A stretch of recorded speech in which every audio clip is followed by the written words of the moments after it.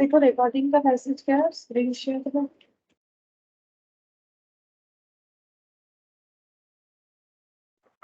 Yes ma'am. So देखो हम लोग का टाइम वैल्यू मनी जो है वो कंप्लीट हो गया था।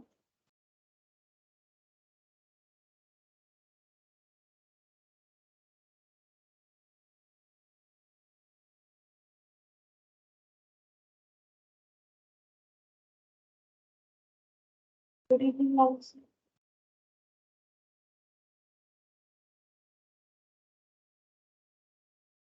Good evening ma'am. Good evening ma'am. Good evening sorry. Good evening ma'am. ठीक, आज हम लोग नया चैप्टर स्टार्ट करेंगे, that is sequence and series. और देखो लिखा हुआ है हाइफन लेके अरिथमेटिक एंड जियोमेट्रिक प्रोग्रेशन। ठीक है, तो सीक्वेंस एंड सीरीज और arithmetic progression and geometric progression. Actually sequence series में हमें दो टॉपिक्स पढ़ना है। एक है अरिथमेटिक प्रोग्रेशन जिसे हम लोग बोलते हैं एपी, और एक है जियोमेट्रिक प्रोग्रेशन जिसे हम लोग बोलते हैं शॉर्ट में जीपी बोलते हैं। ठीक है, तो सीक्वेंस एंड सीरीज और ये लिखा हुआ है, तो लिंक देखो क्या है कि चैप्टर का नाम से हम लोग समझते हैं कि चैप्टर क्या है। तो पहले लिखते हैं सीक्वेंस एंड सीरीज, इसका मतलब समझते हैं। Sequence and series,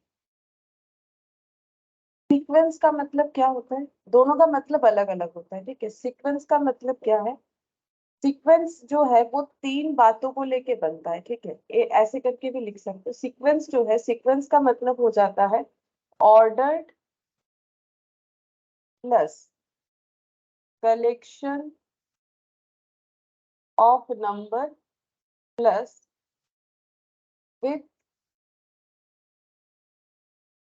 definite rules और लॉ। ठीक है, ये तीनों पॉइंट को मिला के सीक्वेंस होता है। मतलब अगर हमारे पास कुछ कलेक्शन ऑफ नंबर है वो एक ऑर्डर में होना चाहिए, और एक रूल से जो है वो मतलब रूल से बोल सकते हैं कि उस पे एक रूल्स लागू होगा। ठीक है, रूल से बंधा हुआ होना चाहिए, एक लॉ उस पे एप्लीकेबल होना चाहिए। जैसे कि अगर एग्जाम्पल के तौर पे देखें तो लाइक ऐसा 2, 4, 6, 8 और 10, इसमें अगर तुम लोग ध्यान से देखो तो यहाँ पर देखो 2 से 4 प्लस 2 करके हुआ है, 4 से 6 प्लस 2 करके हुआ है, 6 से 8 प्लस 2 करके हुआ है, 8 से 10 प्लस 2 करके हुआ है। तो ये क्या है, ये सीक्वेंस है। ठीक है, इसे हम लोग क्या बोलेंगे, सीक्वेंस। क्यों, इसमें देखो सीक्वेंस का जो तीन फीचर्स होता है तीनों फॉलो हो रहा है। क्या है, पहला बात है कलेक्शन ऑफ नंबर, ये कलेक्शन ऑफ नंबर है। ठीक है, नंबर जो है एक ऑर्डर में है। ठीक है, ऑर्डर में ये देखो +2 +2 +2, और ये ऑर्डर ही जो है लॉ को डिफाइन करता है। ठीक है, ये क्या रूल्स या लॉ से बंधे हुए हैं कि हर एक नंबर पे +2, उसके बाद मतलब एनी पहला नंबर +2 नेक्स्ट नंबर, फिर +2 नेक्स्ट नंबर, मतलब हर एक नंबर का प्रीवियस नंबर +2 करके जो है बढ़ रहा है। ठीक है, तो ये जो सीक्वेंस है इसे हम लोग बोलेंगे इंक्रीजिंग। ठीक है, ये सीक्वेंस कैसा है, ये सीक्वेंस है इंक्रीजिंग, इंक्रीजिंग पैटर्न में। तो क्या सीक्वेंस सिर्फ इंक्रीजिंग पैटर्न में ही होता है, नहीं, ऐसा जरूरी नहीं है। सीक्वेंस जो है डिक्रीजिंग भी हो सकता है। जैसे और एग्जांपल देख लो, जैसे एग्जांपल में अगर हम लोग देखें 19, 14, 9 और 4। ठीक है, ये देखने से ही पता चल रहा है ये क्या है, ये डिक्रीजिंग है। अब सीक्वेंस है कि नहीं कैसे पता करेंगे, सीक्वेंस होने के लिए क्या क्या होना चाहिए, कलेक्शन ऑफ नंबर होना चाहिए, वो तो दिख रहा है। ठीक है, नंबर ऑर्डर में होने चाहिए, मतलब जैसे मतलब कुछ तो एक पैटर्न होना चाहिए, लाइक इंक्रीजिंग, डिक्रीजिंग या इंक्रीजिंग एंड डिक्रीजिंग, ऐसे कुछ तो एक पैटर्न होना चाहिए। तो यहाँ पर देखो जब 19 से 14 ये दिख रहा है कि डिक्रीजिंग है। ठीक है, अब सीक्वेंस है कि नहीं कैसे पता चलेगा, क्या ये पूरा जो कलेक्शन ऑफ नंबर जो एक ऑर्डर में है, क्या इस पे कोई रूल्स एप्लीकेबल होता है, हो रहा है, चेक करो। अगर यहाँ हम लोग -5 करते हैं तो 14 आएगा, यहाँ पर अगर -5 करेंगे तो 9 आ जाएगा, यहाँ भी -5 करेंगे तो 4 आ जाएगा। इसका मतलब ये भी सीक्वेंस बन रहा है। ठीक है, तो सीक्वेंस हम लोग का इंक्रीजिंग हो सकता है, डिक्रीजिंग हो सकता है, as well as increasing and decreasing दोनों का एक मिक्सअप भी हो सकता है। जैसे एग्जाम्पल के तौर पे अगर हम लोग ऐसे लिखे -7, 14, -28 और 56। ठीक है, तो इसमें देखो इसमें अगर हम लोग सीक्वेंस ढूंढे, पहला बात है कलेक्शन ऑफ नंबर है, ऑर्डर में है। अब देखो -7 से 14 कैसे हो सकता है, कैसे पता करोगे? तो ये देखो -7 से 14 -2 मल्टीप्लाई करने से हो जाएगा। ये देखो -2 मल्टीप्लाई करो हो जाएगा, 14 में -2 मल्टीप्लाई करो देखो 28 हो जाएगा, 28 में -2 मल्टीप्लाई करो देखो 56 हो जाएगा। ठीक है, तो ये क्या हो गया, ये इंक्रीजिंग भी है डिक्रीजिंग भी है। क्यों? इसीलिए क्योंकि देखो ये -7 फिर 14, तो -7 जो है वो स्मॉल नंबर है, देन 14, 14 से स्मॉल नंबर 28, मतलब ये देखो यहां से यहां जब गया तो इंक्रीज हो गया, यहां से यहां आया डिक्रीज हो गया, यहां से यहां आया इंक्रीज हो गया, because -28 is smaller number than 56, है ना। तो इसीलिए हम लोग इसको बोल सकते हैं, इसमें दोनों चीज का एक जो है मिक्सड अप है। ये जो सीक्वेंस मैंने लिखा ये दोनों चीजों का मिक्सड है, मतलब हम ये कहना चाह रहे हैं इसमें इंक्रीजिंग मैटर भी है, ठीक है, और डिक्रीजिंग। मतलब अगर हम लोग सीरीज को ऐसे देखें, ये दो पार्ट में और ये दो पार्ट में, तो ये देखो इंक्रीज एंड डिक्रीज दोनों साथ साथ हो रहा है। ये देखो इन डिक्रीज से इंक्रीज फिर इंक्रीज, मतलब हम लोग इसको बोल सकते हैं इंक्रीज प्लस डिक्रीज दोनों फीचर्स इसमें एप्लीकेबल है। इंक्रीज प्लस डिक्रीज दोनों फीचर्स इसमें एप्लीकेबल है। ठीक है, तो ये मैंने अभी क्या बताया तुम लोग को, ये मैंने जस्ट अभी तुम लोग को बताया है कि सीक्वेंस क्या होता है। ठीक है, अब यहाँ पर देखो सीरीज क्या होता है। सीरीज, ठीक है, पहले हम बता देते हैं कि सीक्वेंस सीरीज में फर्क क्या है, फिर हम लोग चैप्टर का मेन चीज स्टार्ट करेंगे, that is AP and GP, यही हमें पढ़ना है। अब अगर हमें सीरीज कैलकुलेट करना हो, जैसे कि यहाँ पर देखो अगर हम लोग सीरीज कैलकुलेट करते हैं, यहाँ लिखते हैं सीरीज, ठीक है, तो ये सीक्वेंस का सीरीज कैसे कैलकुलेट करेंगे, ये अगर सीक्वेंस में अगर कोई कलेक्शन ऑफ नंबर है, ठीक है, कलेक्शन ऑफ नंबर सीक्वेंस में है, ये हम लोग कैसे बताएंगे? Good evening. Good evening ma'am. अच्छा, कलेक्शन ऑफ नंबर देखो, ये देखो कलेक्शन ऑफ नंबर्स जो कि एक लॉ या रूल्स को फॉलो कर रहा है, कभी इंक्रीज है कभी डिक्रीज है, इसका सीरीज कैसे बनता है? सीरीज का मतलब है जब हम लोग इस नंबर का एडिशन करके उसका वैल्यू निकालेंगे वो सीक्वेंस का। ठीक है, तो ये देखो 2 + 4 + 6 + 8 + 10, अगर हम लोगों ने गिवन सीक्वेंस का एडिशन किया और उसका आंसर निकाला तो उसे बोला जाता है सीरीज। तो यहाँ पर देखो 4 + 2 6, 6 + 6 12, 12 + 8 20 एंड 10, ये हो गया कितना? 30 होगा शायद, अच्छा यहाँ हाँ 30 होगा। ठीक है, अच्छा अब यहाँ पर देखो, यहाँ पर जो मेरे पास सीक्वेंस मैंने यहाँ पर एग्जांपल लिया है, अब इसको भी हम लोग कर लेते हैं ऐड। ये रहा 19 + 14 + 9 + 4, चेक करके देखते हैं कि हम लोग का ये कितना आंसर आ रहा है, तो उसे हम लोग सीरीज बोलेंगे। तो 19 + 9, 19 + 9 + 14 + 4, ठीक है, तो ये कितना आया? 46। ठीक है, ये 46 आ गया, तो ये हम लोग का हो गया सीरीज का वैल्यू। ठीक है, अब ये वाले सीक्वेंस का सीरीज निकालते हैं, तो क्या क्या ऐड हो जाएगा? -7 + 14 -28 ऐड ही होगा, लेकिन अगर कोई डिजिट माइनस में है तो उसे हम लोग ब्रैकेट देके या जैसे लिखना चाहते हो वैसे ही करो, लेकिन आंसर मतलब करना क्या है, करना एडिशन ही है। अब डिजिट में अगर माइनस है तो माइनस होगा, उससे कोई फर्क नहीं पड़ना चाहिए। अच्छा, ये हो गया हम लोग का, चेक करते हैं कितना आता है। ये हो गया 35। ठीक है, ये हम लोग का आंसर आ रहा है 35। ठीक है, तो इसको हम लोग क्या बोलेंगे? सीरीज। और ये क्या हो गया? सीक्वेंस। ठीक है, तो सीक्वेंस का मतलब है जब कलेक्शन ऑफ नंबर्स, ठीक है, एक रूल्स या लॉ से अपने आप में जुड़े हुए रहेंगे या ऑर्डर में रहेंगे, ठीक है, तो उसे हम लोग बोलते हैं सीक्वेंस। और उसी सीक्वेंस का जब हम लोग सारे जो भी नंबर्स है या डिजिट्स है उसको ऐड करते हैं तो उसे हम लोग बोलते हैं सीरीज। ठीक है, तो सीरीज का मतलब जैसे यहाँ सीक्वेंस लिखा है यहाँ पर लिखवा देते हैं। देखो सीरीज का मतलब क्या होता है? सीरीज का मतलब होता है when all the term all the terms of all the terms of sequence are added, sequence are added, then it is called series, then it is called series, तब हम लोग इसे बोलते हैं सीरीज। ठीक है, ये हो गया सीरीज का मतलब, और ये हो गया हम लोग का सीक्वेंस का मतलब, ठीक है। लेकिन क्या हमें ये सब एडलेस करने के लिए देगा? नहीं, ऐसा बात नहीं। हम लोग यहाँ पर ये इसी कंसेप्ट से दूसरे चीजों को पढ़ेंगे, टाइप ऑफ सीरीज पढ़ेंगे। ये जो एपीजीपी है, क्या ये टाइप ऑफ सीक्वेंस है कि सीरीज है? नहीं, ये टाइप ऑफ सीरीज है, ठीक है। हम लोग पढ़ेंगे टाइप ऑफ सीरीज। तो यहाँ पर लिखते हैं कितने टाइप ऑफ सीरीज हम लोग को इस चैप्टर में पढ़ना है, बस 2 ही पढ़ना। टाइप्स ऑफ सीरीज, एक है एरिथमेटिक प्रोग्रेस,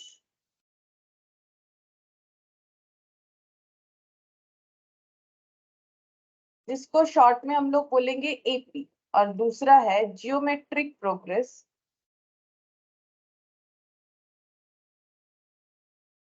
जिसको हम लोग शॉर्ट में बोलेंगे यहाँ पर जीपी, ठीक है। क्वेश्चन में भी ना एपीजीपी ये शॉर्ट फॉर्म यूज होगा। अच्छा, अब यहाँ पर लिखते हैं एरिथमेटिक का मतलब, अगर लास्ट क्लास तुम लोगों ने स्टैटिस्टिक्स किया था तो मैंने वहां भी बताया था, ठीक है। एरिथमेटिक का मतलब होता है एडिशन या माइनस करना, ठीक है। एडिशन या फिर एडिशन यानी प्लस, ठीक है, और माइनस। ये फंक्शन जब हम लोग ऑपरेट करते हैं, प्लस या माइनस करना, तो उसे हम लोग बोलते हैं एरिथमेटिक प्रोग्रेस। आज हम लोग इसी पे डिस्कशन करेंगे, जियोमेट्रिक प्रोग्रेस नेक्स्ट दिन पढ़ेंगे, ठीक है।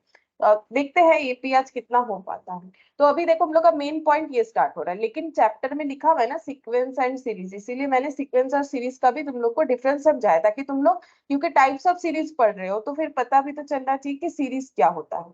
अब देखो मेन चीज जो हम लोग पढ़ रहे हैं यहाँ पर, हम एक एग्जाम्पल लेते हैं, इसी से समझाएंगे एपी सीरीज कैसे बनता है। 2, 7, 12, 17 और 22, ठीक है।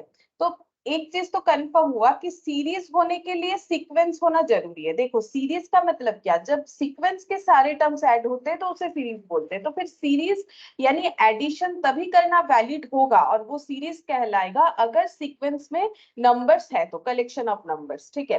तो ये कलेक्शन ऑफ नंबर्स जो है, क्या ये सीक्वेंस में है कि नहीं, हम लोग चेक करके देख सकते हैं। जैसे 2 से 7 हुआ, कितना ऐड होने से होगा? ये देखो 5 ऐड होने से होगा। 7 से 12 कितना ऐड होने से होगा? अगेन 5 ऐड होने से होगा। वही तो होना चाहिए ना, हर बार एक ही तरह का एडिशन या डिलीशन होना चाहिए, क्योंकि देखो हम लोगों को क्या बोला है, एक लॉ से जो है ये मतलब पूरा चीज फॉलो होना चाहिए। तो ये देखो लॉ क्या है, +5 करके ऐड हो रहा है हर जगह पे। तो यहाँ भी +5 होना चाहिए, हाँ हो रहा है। 12 में +5 करेंगे तो 17, 17 में +5 करेंगे तो 22, ठीक है, करेक्ट। ऐसे करके होगा, ठीक है। अब हमें क्या करना है, अब हम लोग को यहाँ पर कुछ टर्म्स, मतलब क्योंकि मैथमेटिकल टर्म्स होता है अपने हिसाब से, तो वो हमें समझना पड़ेगा। जैसे देखो ये जो अगर हम लोग टर्म को टी से डिनोट करते हैं, टर्म, ये जो लैंग्वेज है इसका पहला जो लेटर है वो टी है, ठीक है। तो हम लोग बोलेंगे ये T1 है, ठीक है, ये T2 है, टर्म नंबर 2, ये है टर्म नंबर 3, ये है टर्म नंबर 4, और ये है टर्म नंबर 5। इसको हम लोग ऐसे डिनोट करेंगे यहाँ पर, T1, T2, T3, T4, T5, ठीक है। और ये जो T1 है ना, ये फर्स्ट टर्म है, तभी तो T1 कहला रहा है। इसको हम लोग ना ए भी बोलते हैं, ठीक है। फर्स्ट टर्म को टी के साथ साथ स्मॉल ए भी बोला जाएगा, ठीक है। तो ऐसे करके लिख देते हैं, T1 यहाँ पर फर्स्ट टर्म का 2 नाम होता है, ठीक है। ये तुम लोग को याद रखना ही पड़ेगा, फर्स्ट टर्म का मतलब तो T1 होगा। ये तो देखो नॉर्मल सा बात है, याद हो जाएगा, बिकॉज टर्म T1, और इसको ए भी बोला जाता है, स्मॉल ए से डिनोट किया जाता है, क्योंकि थोड़ा सा फॉर्मूला बेस्ड चैप्टर है। फॉर्मूला हम लोग पढ़ेंगे लेकिन हम समझा के ही पढ़ाएंगे, ठीक है। बाकी थोड़ा सा तुम लोगों को कंसेंट्रेशन रखने से ही समझ में आएगा। अच्छा, अब देखो यहाँ पर ये जो 5 5 5 5 करके हम लोगों ने कैलकुलेट किया, इसको कैसे हम लोगों ने कैलकुलेट किया होगा? हम लोग के पास गिवन क्या था, 2, 7, 12, 17, 22, ठीक है। तो वैसे तो देखो हम लोग अपने आप थोड़ा सा अगर मतलब देखते हैं जो सीरीज है उसको, सॉरी जो सीक्वेंस है उसको, तो हम लोग देख के बोल सकते हैं अच्छा 2 में 5 ऐड होता है, क्योंकि हमारे पास एक नॉलेज है पहले से कि इतना छोटा छोटा डेटा जब दिया हुआ रहता है तो हम लोग आराम से कैलकुलेट कर सकते हैं, अच्छा इसमें तो 5 ऐड हुआ होगा, अच्छा इसमें अगेन 5 ऐड हुआ होगा। लेकिन ये 5 हम लोग निकाल कैसे सकते हैं, ठीक है। तो ये 5 जो निकल के आ रहा है ना हर जगह पे एक ही जैसा, इसका नाम क्या है पता है? ये जो 5 हर जगह पे निकल के आ रहा है इसको हम लोग बोलते हैं, इसका मैथमेटिकल नाम जो है दैट इज कॉमन डिफरेंस, ठीक है। इसे बोला जाता है कॉमन डिफरेंस, कॉमन डिफरेंस, ठीक है। मतलब ये मत समझो कि है तो +5 फिर हम डिफरेंस क्यों बोल रहे हैं, नहीं। कॉमन डिफरेंस का मतलब 2 से 7, ये जो एक डिफरेंस क्रिएट हो रहा है कि कितने का है, +5 के वजह से 7 से 12 जो डिफरेंस क्रिएट हो रहा है +5 की वजह से, तो इसका मैथमेटिकल जो नाम है वो है कॉमन डिफरेंस। तो यहाँ पर देखो कॉमन डिफरेंस तो बोला जाता है और इसको कैसे डिनोट किया जाता है, मतलब उसके लिए क्या लेटर यूज किया जाता है, जैसे T1A हो गया, कॉमन डिफरेंस को स्मॉल डी से डिनोट किया जाएगा, ठीक है। और इस क्वेश्चन के लिए अगर हम लोग देखें तो इसका जो ए टर्म है वो 2 है इस एग्जाम्पल की तरफ से देखें, और इसका जो कॉमन डिफरेंस है वो 5 है, ठीक है।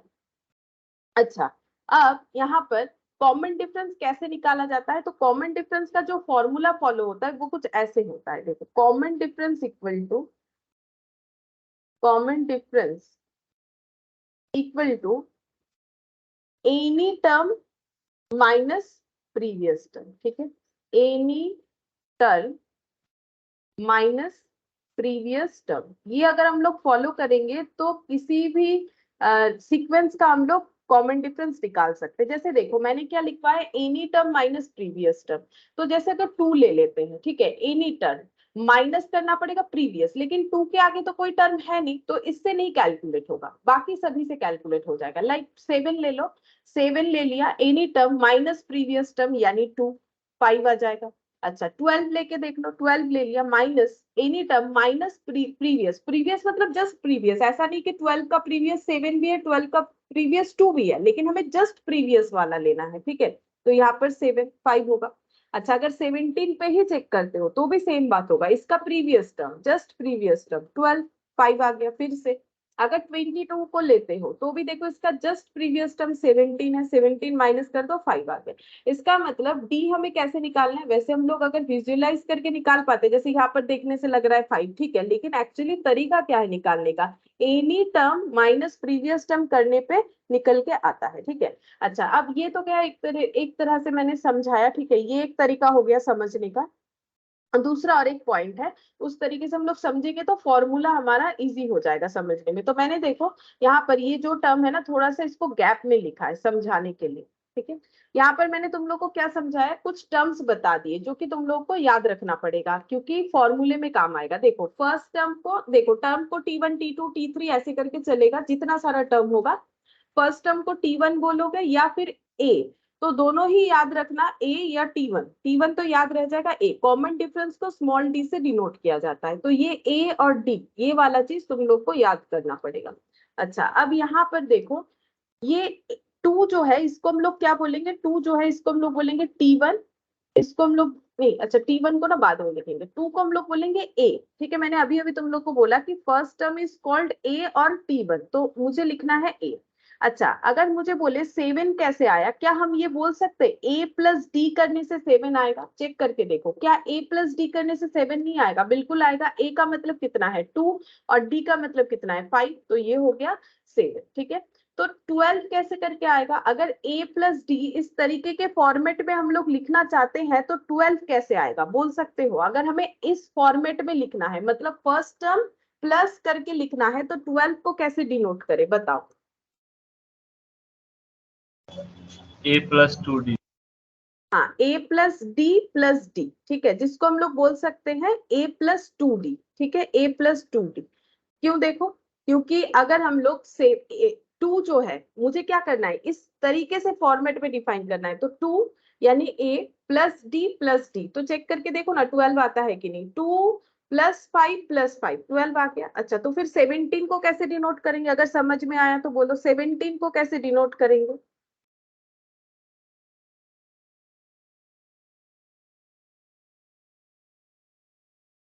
बोलो 17 को कैसे डिनोट करेंगे इस तरीके से।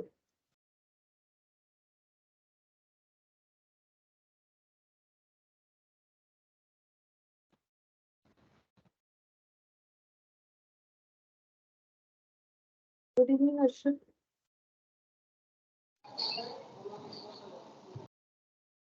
बोलो इसको कैसे डिनोट करेंगे 17 को बताओ। A plus 3D। हाँ a प्लस डी यानी a प्लस 3d, और 22 को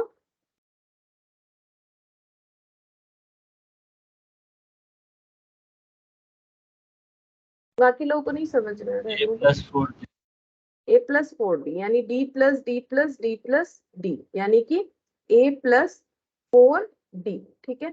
अच्छा, इससे फॉर्मूला बनेगा तो इसी को समझना जरूरी है। देखो हम फॉर्मूला समझा रहे कैसे हो रहा है। तो ये T1 टर्म 1, ये टर्म 2, ये टर्म 3, ये टर्म 4, ये टर्म 5 हो गया, ठीक है।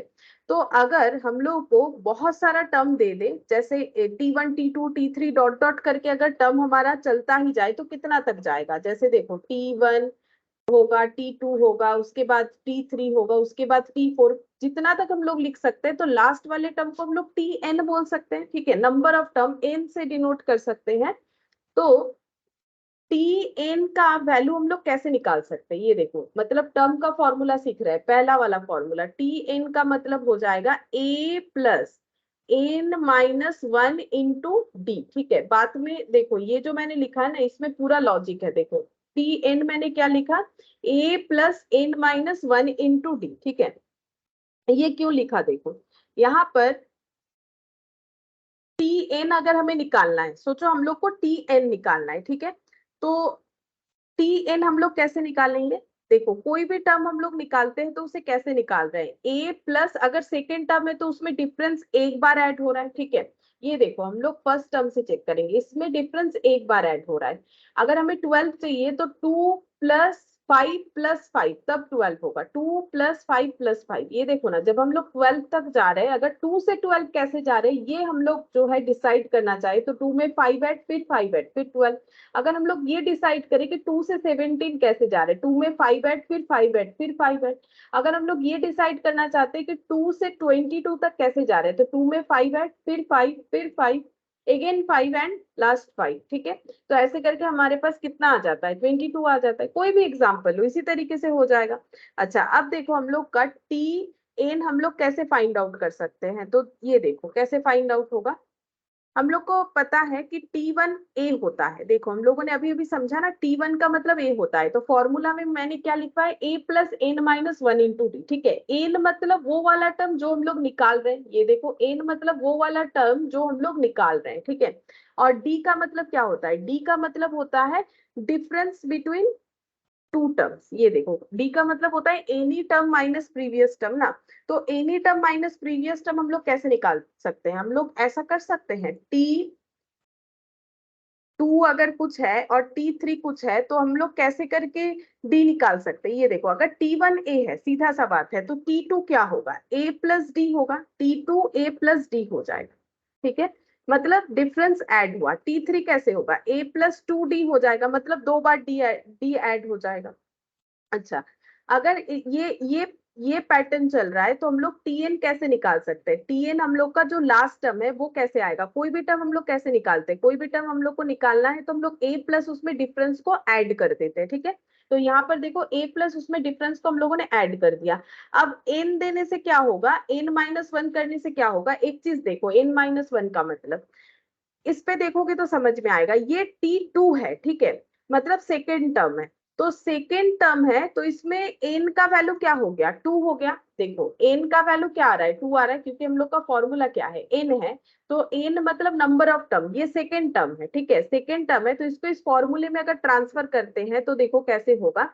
मान लो a है, हमारे पास कोई वैल्यू नहीं है, लेकिन n हमें पता है कितना है, 2 है। 2-1 इंटू डी, ठीक है, 2-1 इंटू डी। तो ये कितना हो जाएगा, a+d, ठीक है। तो जब हम लोग सेकेंड टर्म निकाल रहे हैं तो हम लोगों का n का वैल्यू n-1 करने से कितना आएगा, 1d आएगा। इसका मतलब जब सेकेंड टर्म निकालते हैं तो एक बार d ऐड करते हैं, इसी वजह से n-1 किया गया है, ठीक है। फॉर्मूला को हम समझाने का कोशिश कर रहे हैं, मतलब वैसे याद तो करना ही है लेकिन समझ के याद कर सकते हैं ना। हम ये कहना चाह रहे हैं कि जब हम लोग T3 निकाल रहे हैं तो दो बार d ऐड कर रहे हैं, इसीलिए फॉर्मूले में n-1 किया गया है कि जो जितने नंबर टर्म को हम लोग कैलकुलेट करें उससे 1 माइनस करने पे जितना आएगा इनटू डी, ठीक है। ये देखो जितने नंबर टर्म को ही क्यों ना कैलकुलेट कर लो, जैसे यहाँ पर देखो जितने नंबर टर्म को कैलकुलेट करो, लाइक ये वाला देखो, ये वाला देखो, फोर्थ नंबर टर्म, तो यहाँ कितना आना चाहिए, 3d। क्यों आ रहा है, क्योंकि हम लोग फर्स्ट टर्म में अगर हमारे डिफरेंस को 3 टाइम्स ऐड करेंगे तो हमारे पास T4 आ जाएगा। और ये तो प्रैक्टिकली समझ में आ रहा है, अभी तो इस यहाँ तो मैंने फॉर्मूला कुछ बोला नहीं था स्टार्टिंग में। ये देखो ये प्रैक्टिकली समझ में आ रहा है। 17 कैसे आया होगा, मैंने बोला a में अगर हम लोग 3 बार हमारा डिफरेंस ऐड कर देते, ए कितना है 2, डिफरेंस कितना है 5, 5 को अगर हम लोग 3 बार ऐड कर देते हैं तो ये हम लोग को 17 प्रोवाइड करेगा, जो हम लोग का T4 टर्म है। अब फॉर्मूला में क्या बोल रहा है, फॉर्मूला में बोल रहा है कोई भी टर्म निकालना है, फर्स्ट टर्म ले लो, देखो कोई भी टर्म निकालना है फर्स्ट टर्म ले लो, ये रहा फर्स्ट टर्म यानी कि ए, कोई भी टर्म निकालना है फर्स्ट टर्म ले लो, फिर क्या करना है डिफरेंस को ऐड करो। लेकिन डिफरेंस को कितना बार ऐड करें, डिफरेंस को कितना बार ऐड करें, जैसे अगर मेरा फोर्थ टर्म है तो डिफरेंस 3 बार ऐड होगा, तो अगर मेरा टर्म फोर्थ है, यहाँ 4 - 1 करेंगे तो ऑटोमेटिकली 3 आएगा ना, ऐसे करके फॉर्मूला बना हुआ है।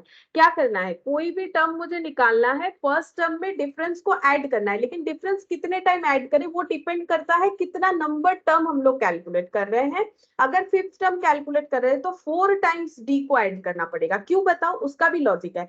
फर्स्ट टर्म के बाद अगर हम लोग फोर्थ टर्म निकाल रहे हैं, जैसे सॉरी फिफ्थ टर्म निकाल रहे हैं, तो हमें डिफरेंस कितना बार ऐड करना चाहिए, तो कितने बार हम लोग स्किप करके जा रहे हैं, 1 2 3 फोर्थ वाला तो हमारा ही जाएगा फोर्थ नंबर पे, तो हमें क्या करना है 1 2 3 4 यानी 4 टाइम्स हमें डी को ऐड करना चाहिए, और इसीलिए इसका फॉर्मूला में n-1 किया गया है, इसीलिए इस फॉर्मूले में n-1 किया गया है और कुछ नहीं, ठीक है। तो एक फॉर्मूला अभी हम लोग सीखे, फॉर्मूला क्या है, सिंपल, अगर हमें किसी भी सीक्वेंस, ये देखो अभी जो हम लोगों ने पढ़ा, अगर हम लोगों को किसी भी सीक्वेंस में टर्म को पता करना है तो क्या करना है, फर्स्ट टर्म में डिफरेंस को ऐड करना है, कितने बार उस डिफरेंस को ऐड करना है, n-1 टाइम, ठीक है, n-1 टाइम, जो कि हमें यहाँ दिख रहा है, फिफ्थ टर्म में 4 बार, फोर्थ टर्म में 3 टाइम्स, थर्ड टर्म में 2 टाइम्स, सेकेंड टर्म में 1 टाइम, ठीक है, 1 टाइम हो गया, 2 है तो 1 हो गया, फर्स्ट टर्म में 0 टाइम, क्योंकि 1 का पहला डिजिट 0 हो रहा है, ठीक है। तो ये क्यों हो रहा है, क्योंकि फर्स्ट टर्म में तो कोई डिफरेंस ऐड होता है नहीं, ठीक है, तो यहाँ पर 0 डिफरेंसेस ऐड हो रहा है, यहाँ पर 1 डिफरेंस, क्योंकि जस्ट एक स्टेप हम लोग आगे गए हैं इसीलिए, ठीक है। तो ये लॉजिक बताया मैंने, फॉर्मूला क्यों ऐसा हुआ है। अब हम कुछ ऑप्शंस कुछ एग्जांपल्स दे रहे हैं, तुम लोग मुझे बताना कि उसमें डी का आंसर क्या होगा, ठीक है, डी कैसे कैलकुलेट करना है, इस बात पे हमेशा ध्यान रखो, any term minus previous term, ठीक है। अच्छा, अब हम एक एक करके एग्जाम्पल दे रहे हैं, 3-4 एग्जाम्पल देंगे। 3 8 13, मुझे बताओ इसका डी कितना होगा, इसका डी कितना होगा, उसके बाद 2 6 10 15, बोलो इसका डी कितना होगा, 5। पहले वाले का 5, करेक्ट, ठीक है। क्यों, देखो any term minus previous term, ठीक है, 3 से स्टार्ट नहीं कर सकते बिकॉज 3 का कोई प्रीवियस टर्म है ही नहीं, ठीक है, तो any term minus previous term, या फिर 13 से 8 का कर लो तो भी सेम आंसर आएगा, ठीक है, तो ये 5 आएगा। अच्छा, ये वाला बताओ, 4। 4 हो रहा है, 4 तो हो रहा है, लेकिन थोड़ा सा ध्यान दे के देखो, देखो अगर हम लोगों को डिफरेंस मिलेगा तभी मिलना चाहिए, अगर हम लोग का जो गिवन -4 -4, -4 तो नहीं होगा, कुछ और ही बात है। मैम, ये एपी है ही नहीं। हाँ ये एपी है ही नहीं। हाँ, ये एपी नहीं है, क्यों नहीं है बोलो, इसका डिफरेंस सेम नहीं है।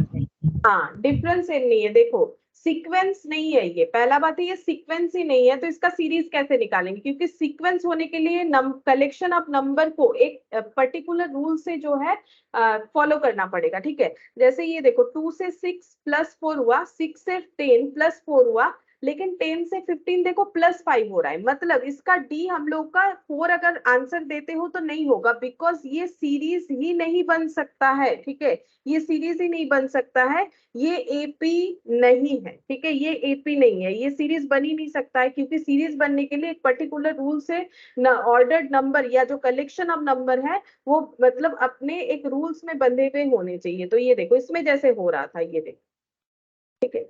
अच्छा, अब ये वाला बताओ, इसमें डी कैसे होगा, डी कैसे निकालो, -6। हाँ -6, सही बात है, ठीक है, -6, any term minus previous term करना है, ये देखो 15 - 21, कभी कभी क्या होता है आंसर 6 कर देते हैं हम लोग, 6 करने से गलत हो जाएगा, बिकॉज +15 -21 -6 होता है, ठीक है।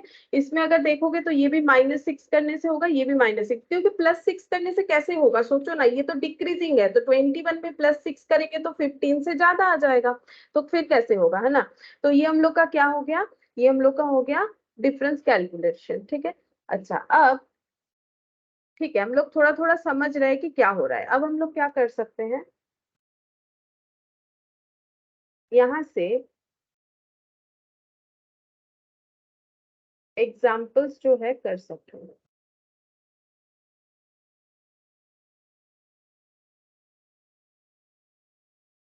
ये यहाँ से स्टार्ट करते हैं, ठीक है। एग्जाम्पल 1 से हम लोग स्टार्ट कर रहे हैं। तो एग्जाम्पल 1, ठीक है। एग्जाम्पल 1 में बोला है, देखो कि find the seventh term of the AP. ये एपी में है, ये हमें बता दिया, इसका सेवेंथ टर्म निकालना है। डेटा क्या क्या दिया हुआ है, 8 5 2 -1 -4, ठीक है। 8 5 2 -1 -4, इसका हमें सेवेंथ टर्म फाइंड आउट करना है। तो हम एक बताते हैं, देखो कैसे करके कैलकुलेट करना चाहिए। जैसे ही बोल रहा है क्वेश्चन की सेवेंथ टर्म, तो T7 सोच लो, ठीक है। मतलब क्वेश्चन हमें पूछ रहा है T7 equal to question mark, ये अपने दिमाग में हमें लाना चाहिए, ठीक है।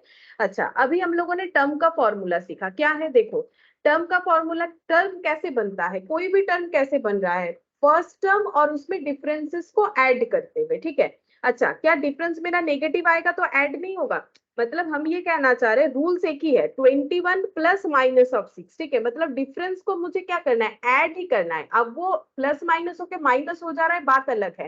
एरिथमेटिक मीन में हमारा प्लस भी हो सकता है, माइनस भी हो सकता है, लेकिन हमें तो किसी एक तरीके से सोचना पड़ेगा ना। हम लोग बोलेंगे प्लस भी होगा माइनस भी होगा, ठीक है, लेकिन फॉर्मूला फिर वैसे बनेगा तो मुश्किल हो जाएगा। प्लस माइनस करके फॉर्मूला नहीं बना सकते यहाँ पर, क्योंकि फिर माइनस माइनस में प्लस हो जाएगा ना। अगर हम लोग ऐसा फॉर्मूला बना दिया जाता है, a plus n-1 into D, ठीक है। ये क्या है, ए में प्लस करने के लिए अगर हम लोग प्लस माइनस करेंगे तो प्रॉब्लम क्या होगा, देखो माइनस माइनस में कभी कभी प्लस हो जाएगा, मतलब फॉर्मूला गलत हो जाएगा ना। इसीलिए बोला जाता है कि हमेशा डिफरेंस को ऐड किया जाता है, और अगर डिफरेंस नेगेटिव में है तो उसका जो मैथमेटिकल इम्पैक्ट नेगेटिव में आएगा, ठीक है। तो T7, तो क्या करना है, हमें सेवेंथ टर्म फाइंड आउट करना है। तो क्या करेंगे, ए में डिफरेंस ऐड करेंगे, ठीक है। तो ए में डिफरेंस ऐड करेंगे, लेकिन डिफरेंस को कितना बार ऐड करें वो दिमाग में जाना चाहिए। अगर सेवेंथ टर्म है तो डिफरेंस हमें 6 बार ऐड करना पड़ेगा, क्योंकि फर्स्ट टर्म उसमें अगर हम लोग 6 टाइम्स सोचो, प्रैक्टिकली सोचो, ये है मेरा फर्स्ट टर्म, ठीक है, ये मेरा फर्स्ट टर्म है, मुझे कहां तक जाना है, मुझे सेवेंथ टर्म निकालना है। तो इसमें मुझे ऐड करना पड़ेगा 1 बार, 2 बार, 3 बार, 4 बार, 5 बार, 6 बार, और उसके बाद मेरा 7 नंबर टर्म आ जाएगा, तो मुझे 6 बार डी ऐड करना पड़ेगा। तो फॉर्मूला मुझे क्या बोल रहा है, फॉर्मूला मुझे बोल रहा है n-1 इंटू, ठीक है। अच्छा, तो n का मतलब क्या होता है, n का मतलब होता है हमेशा नंबर ऑफ टर्म, ठीक है। तो मुझे ये बताओ, ये पूरे क्वेश्चन में a का वैल्यू कितना है, तुम लोग मुझे ये बताओ, ये क्वेश्चन में a कितना है, d कितना है, n कितना है। ए 8 है और डी -3 है। a 8 है, d -3 है। अच्छा, हाँ करेक्ट हुआ है। और ये कितना होगा, n, n तो यहाँ 7 से दे 7, n तो यहाँ से ही बता सकते हैं ना। टर्म नंबर कितना है, Tn, ये एक्चुअली इसको n लिखो, ठीक है, इसको n लिखने से समझ में आ जाएगा। Tn, हम लोग को T7 निकालने के लिए क्वेश्चन बोला है, इसीलिए हम लोग निकाल रहे हैं। तो T7 निकालेंगे तो a मतलब होता है फर्स्ट टर्म, देखो कैसे पता चलेगा, a मतलब होता है फर्स्ट टर्म, फर्स्ट टर्म कितना है, 8 है, ठीक है। अच्छा, डिफरेंस कैसे निकालोगे, any term minus previous term कर लो, any term minus previous term, यानी 5 -8 कर लो, कोई भी करो एक ही बात होगा। अगर तुम लोग -4 और -1 करते हो तो भी होगा। ये देखो -4 any term minus previous term, तो ये देखो -4 + 1 यानी -3 हुआ। कैसे भी करोगे -3 हर जगह पे आएगा, तो डी निकल के आ गया। एन का मतलब जो टर्म हम लोग निकाल रहे हैं, नंबर ऑफ टर्म, ठीक है। अब कैलकुलेट करते हैं, T7 का मतलब 8 + 6 इंटू -3, ठीक है। ये मैंने एक स्टेप एक्स्ट्रा किया, इसका जरूरत नहीं होगा तुम लोगों को, मुझे जितना लगता है, -18, यानी आंसर आ जाता है T7 इक्वल टू -10, ठीक है। मतलब सेवेंथ नंबर टर्म कितना हो जाएगा, -10 हो जाएगा। ये देखो सेवेंथ नंबर टर्म -10 हो जाएगा, ठीक है।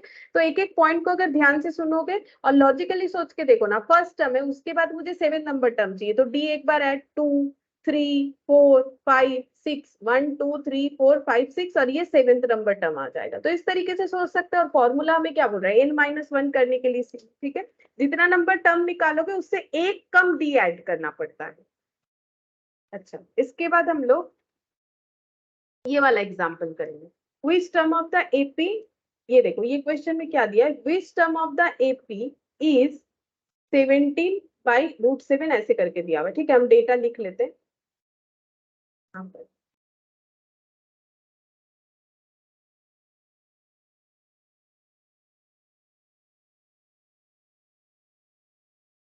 Three by root seven comma 4/√7 comma 5/√7 comma dot dot is 17/√7 ऐसा दिया हुआ है। बोल रहा है कि यहाँ पर समझो, बोल रहा है which term of the AP, इस एपी मतलब ये एपी में है, ये कंफर्म है, वो चेक करने का जरूरत नहीं। Which term of the AP, AP का कौन सा टर्म इज, ये बोला है। ठीक है, मतलब एक टर्म दे दिया है, फिर डॉट डॉट डॉट, मतलब ये टर्म ऐसे करके चल रहा है। बोल रहा है कि कितना नंबर टर्म ये वैल्यू प्रोड्यूस करेगा, कितना नंबर टर्म ये वैल्यू प्रोड्यूस करेगा। तो इससे ये तो पता चल रहा है हम लोग को पूछा जा रहा है टीएन।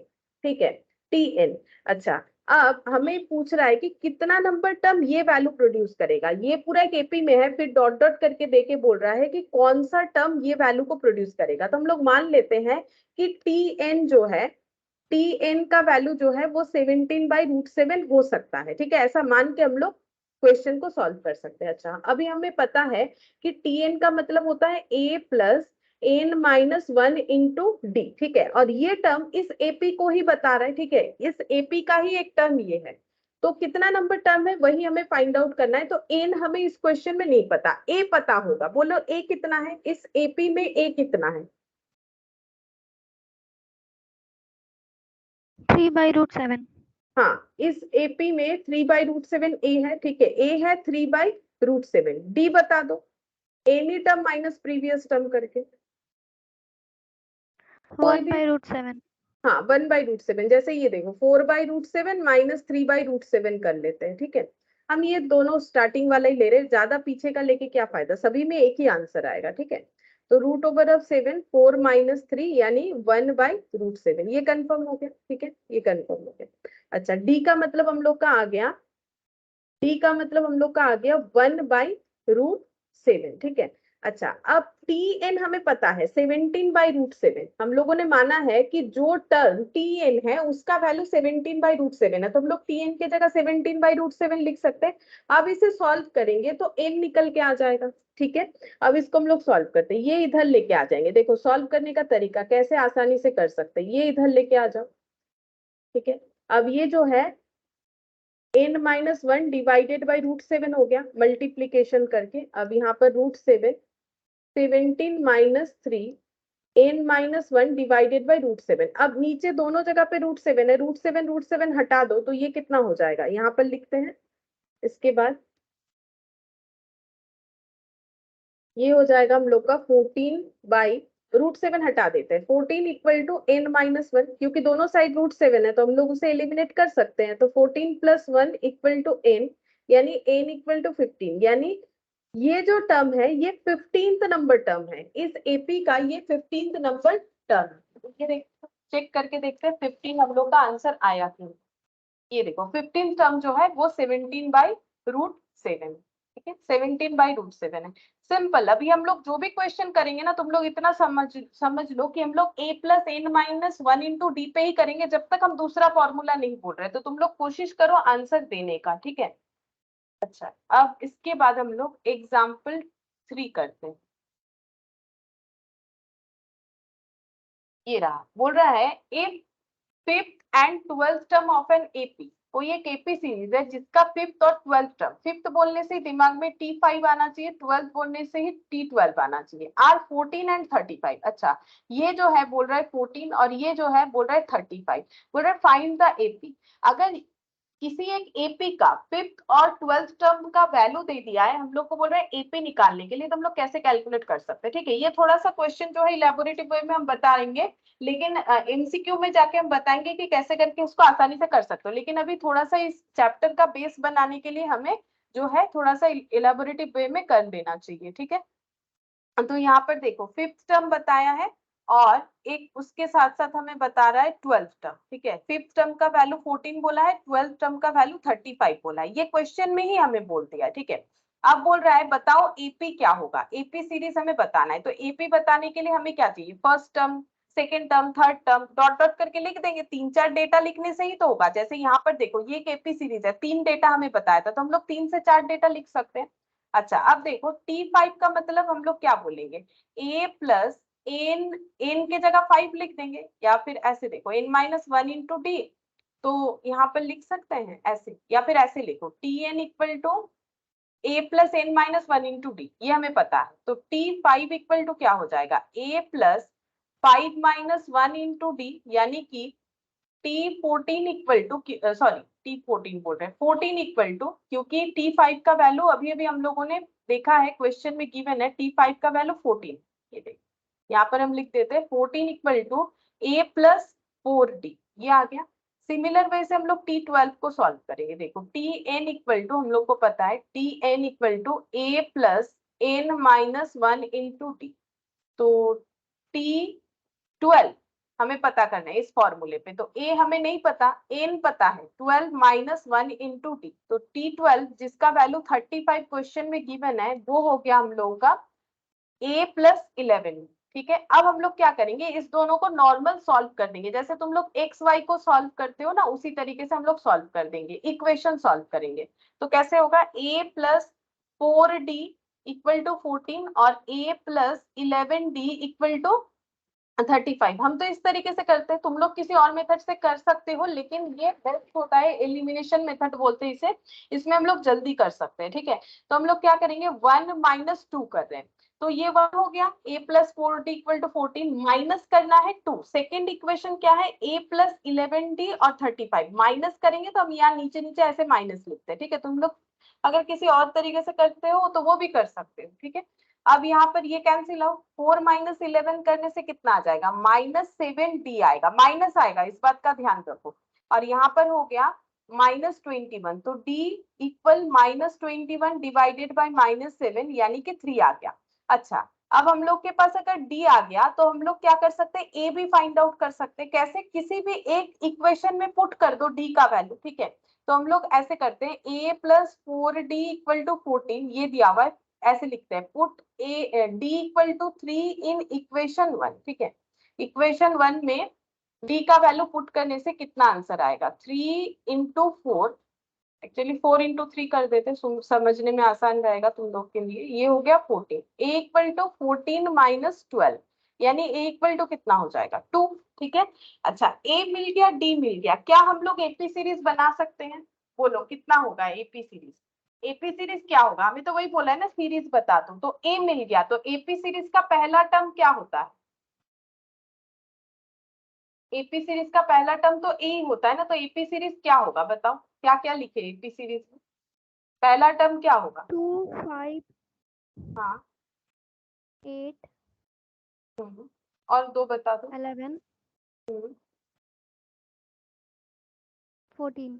हाँ डॉट डॉट। ठीक है, अब ये ऑप्शन पे रहेगा, 3 डिजिट्स हमें ढूंढना है, 4 ढूंढना है, 5 ढूंढना है। ठीक है, एपी सीरीज कैसे निकलेगा, फर्स्ट टर्म यानी कि 2 a। ठीक है, a यानी फर्स्ट टर्म, ये देखो मैंने पहले ही बोला था, फर्स्ट टर्म को T1 एंड a दोनों से डिनोट किया जाएगा। तो ये हो गया फर्स्ट टर्म, फर्स्ट टर्म में d ऐड करो, 2 प्लस 3 कितना हो गया, 5, 5 में फिर से 3 ऐड करेंगे, 8, 8 में फिर से 3 ऐड करेंगे, 11, 11 में फिर से 3 ऐड कर दो, 14 और भी लिखना है तो उसमें 3 ऐड कर दो, 17 हो जाएगा। अब देखते हैं इन्होंने कितने सारे टर्म लिखे हुए, हम लोग को तो ऑप्शन में देगा जो, उसी तरीके से हम लोग कर ले, 2, 5, 8, 11, 14। ठीक है, तो 14 तक ही यहाँ पर भी किया हुआ है, तो इसका कोई रेस्ट्रिक्शन नहीं है, तुम लोग आगे का भी लिख सकते हो 17, लेकिन डिपेंड करेगा ना ऑप्शन में हमारे पास किस तरीके से आंसर है, मैच हुआ उस पर टिक कर दो। ठीक है, अच्छा अब एग्जाम्पल नेक्स्ट क्या बोला है देखो, डिवाइड बोल रहा है, divide 69 into 3 parts which are in AP. बोल रहा है 69 को हमें 3 पार्ट्स में डिवाइड करना है जो कि एपी में है, and are such that the product of the first 2 part is 483। अच्छा, यहाँ पर क्या बोला है, यहाँ पर बोल रहा है कि 69 को हमें 3 पार्ट्स में डिवाइड करना है विच आर इन एपी। अगर हम लोग 69 को 3 पार्ट्स में डिवाइड करें तो वो एपी बनना चाहिए, ठीक है। और एंड आर सच दैट, और ये एपी ऐसा होना चाहिए that the product of the first two part is 483। अच्छा, जब भी हमें 3 पार्ट में एपी को डिवाइड करने के लिए बोलेगा ना, तो हम लोग को उसको कैसे लिखना चाहिए, ये भी थोड़ा सा रूल्स है, ये याद रखना पड़ेगा। हम समझा देते हैं कैसे याद रखोगे। ये देखो, जब भी 3 पार्ट में एपी को डिफाइन करने के लिए बोलेगा तब हमें क्या करना पड़ेगा, ऐसे लिखना पड़ता है, let the 3 part of AP, 3 parts of AP is a minus D, a और a प्लस डी, ठीक है। जब हमें किसी भी एक डिजिट्स को 3 पार्ट में डिवाइड करना है जो कि एपी में हो, तो हमें ये लिखना चाहिए। इसका रीजन क्या है, देखो इसका रीजन ये है कि एपी टर्म हमारा कैसे निकलता है, मतलब ऐसे मत लिखो a फिर a प्लस डी फिर a प्लस 2d, ऐसे भी तुम लोग लिख सकते हो, क्योंकि अगर हम लोग किसी डेटा को, ये एक्चुअली क्या है ना, ये सीरीज का सिस्टम है। लेकिन अगर किसी डेटा को 3 पार्ट में डिवाइड करने के लिए बोला जाए, ठीक है, 69 को हमें 3 पार्ट में डिवाइड करने के लिए बोल रहा है ताकि वो एपी में बने, तो हमें ऐसे करना चाहिए। अब देखो ये एपी को फॉलो भी करेगा, कैसे, फर्स्ट टर्म क्या है, a माइनस डी, ठीक है, और d क्या आ जाएगा, d मतलब difference, any term minus previous term, तो एनी टर्म, ठीक है, माइनस प्रीवियस टर्म। ये देखो a minus a minus minus में प्लस डी हुआ, d निकल के आया, any term minus previous term करने से d निकल के आएगा। तो ये देखो, इसमें d ऐड करेंगे और इसके आगे वाले टर्म में अगर जाएंगे तो d माइनस होगा। ऐसा क्यों करते हैं हम लोग, क्योंकि हम लोग को पता नहीं है कि जो 3 पार्ट्स में डिवाइड होकर एपी बनेगा वो इंक्रीजिंग है कि डिक्रीजिंग है, ठीक है।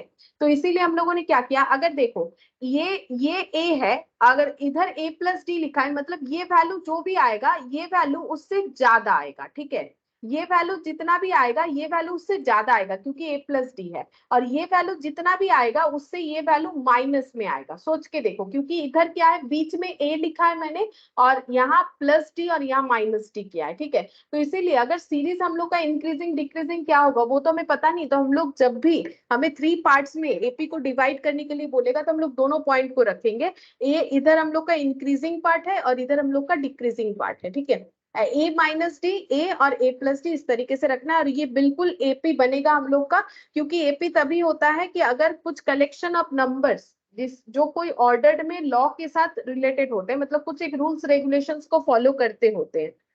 जैसे ये देखो a माइनस डी, अभी मैंने दिखाया डिफरेंस d आ रहा है, इसमें d ऐड कर दो, देखो a निकल के आएगा, नेक्स्ट वाला टर्म आ गया, और इसमें d ऐड कर दो, उसके बाद वाला टर्म आ गया।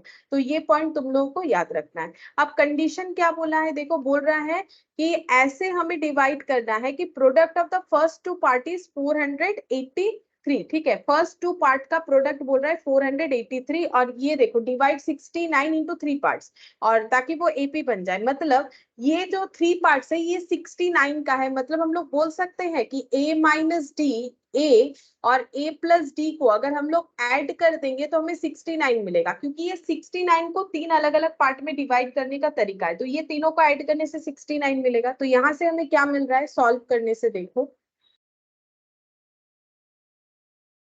69, ये और ये cancel out, 3a equal to 69, तो a इक्वल टू 69/3,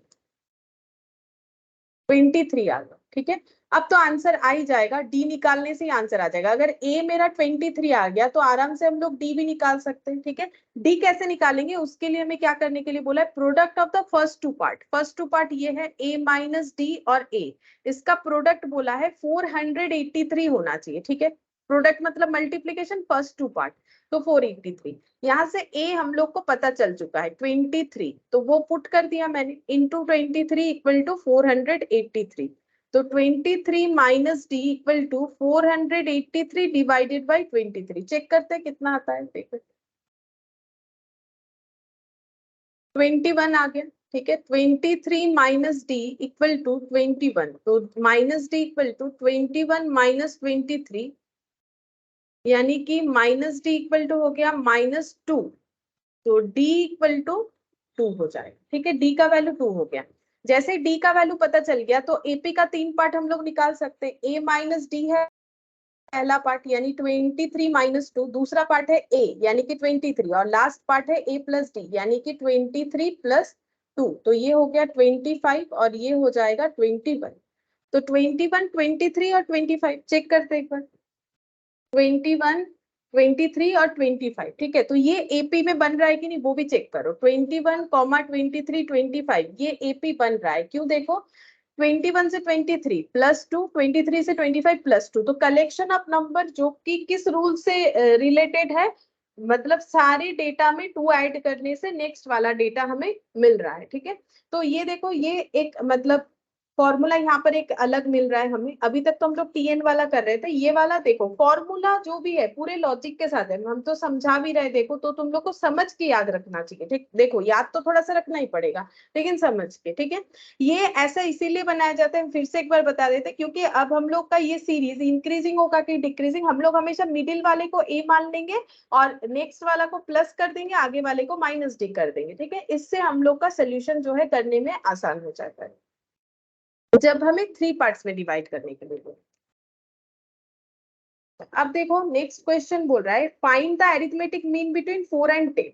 तो ये अरिथमेटिक प्रोग्रेस नहीं है, अरिथमेटिक मीन है, जो अभी तुम लोग स्टैटिस्टिक्स का जो चैप्टर हम लोग अभी पढ़ रहे हैं, मेजर्स ऑफ सेंट्रल टेंडेंसी, जिसमें हम लोगों ने अरिथमेटिक मीन कंप्लीट कर लिया है। लास्ट क्लास में हम लोग पढ़ रहे थे मीडियन, ठीक है। तो यहाँ पर बोला है कि find the arithmetic mean. Arithmetic mean का मतलब होता है एवरेज करना, मीन का मतलब एवरेज। 4 एंड 10 के बीच में जितने भी डेटा है उसका हमें एवरेज करना है। तो एवरेज का जैसा नॉर्मल रूल्स होता है यहाँ पर वही एप्लीकेबल होगा। ये एपी नहीं बोल रहा है, ठीक है, ये बोल रहा है हम लोगों को अरिथमेटिक मीन को फाइंड आउट करने के लिए। तो एम निकालेंगे, ठीक है। कौन सा दो डेटा के बीच का एम निकालने बोला है? 4 और 10 के बीच का, ठीक है। 4 और ये रहा 4 एंड 10, तो यहाँ पर लिखेंगे 4 प्लस 10, जैसे एवरेज किया जाता है, मीन का मतलब एवरेज होता है 14/2 यानी कि 7 आ गया, ठीक है। तो अरिथमेटिक मीन बिटवीन 4 एंड 10, 4 और 10 के बीच में क्या आएगा? 7 आएगा, सही भी है। देखो 4 और 10 के बीच में 7 आता भी है, ये देखो यहाँ पर 7, 4 और 10 के बीच में 7 आता। अच्छा, अब इसके बाद देखो एग्जाम्पल 6 बोल रहा है insert 4 arithmetic mean between 4 and 324। यहाँ पर हमें बोल रहा है, ये देखो यहाँ पर क्वेश्चन का लैंग्वेज कैसा है, बोल रहा है कि 4 और 324 के बीच में, 4 और 324 के बीच में बिटवीन, ठीक है, हम लोगों को 4 अरिथमेटिक मीन इंसर्ट करना है। तो 4 अरिथमेटिक मीन यानी कि यहाँ गैप रखते हैं 1, 2, 3 और 4, ठीक है। हम लोग को यहाँ पर 4 अरिथमेटिक मीन को इंसर्ट करना है, तो कैसे निकालेंगे? देखो यहाँ पर ये पहला वाला टर्म हम लोग का जो है इसको हम लोग बोल सकते हैं ए, ठीक है, या फिर T1। सेकेंड वाले को T2, इसको T3, इसको T4, इसको T5 और इसको हम लोग क्या बोलेंगे? T6। क्योंकि बहुत सारे टर्म है, जैसे ये वाला भी देखो, ये जो अरिथमेटिक मीन हो रहा है ना, ये भी हम लोग का बाद में एपी बन ही जा रहा है। ये देखो 4, 7 और 10, ये देखो 4 + 3, 7 + 3, ठीक है। तो अगर हम लोग दो डेटा के बीच में अरिथमेटिक मीन इंक्लूड कर रहे हैं तो वो एपी बन जाएगा। तो वैसे ही अगर दो डेटा के बीच में, यहाँ पर ये देखो ये बोल रहा है कि इसका अरिथमेटिक मीन निकालो, या फिर इस क्वेश्चन को तो ऐसे भी बोल सकते हैं 4 और 10 के बीच में एक अरिथमेटिक मीन इंसर्ट करो, एक ही बात है, ठीक है। तो उसमें भी हम लोग ये जो है ऐसे टर्म यूज करके भी कर सकते हैं, जैसे ये वाला दिखा रहे हैं। देखो यहाँ पर जो है 1, 2, 3, 4 है, तो सिर्फ एवरेज करने से नहीं निकल पाएगा। तो हम लोग क्या करेंगे, इसको एपी के तरह मानते हैं। तो ये हो गया T1, T2, T3, T4, T5, T6। अब इससे कैसे कैलकुलेट होगा?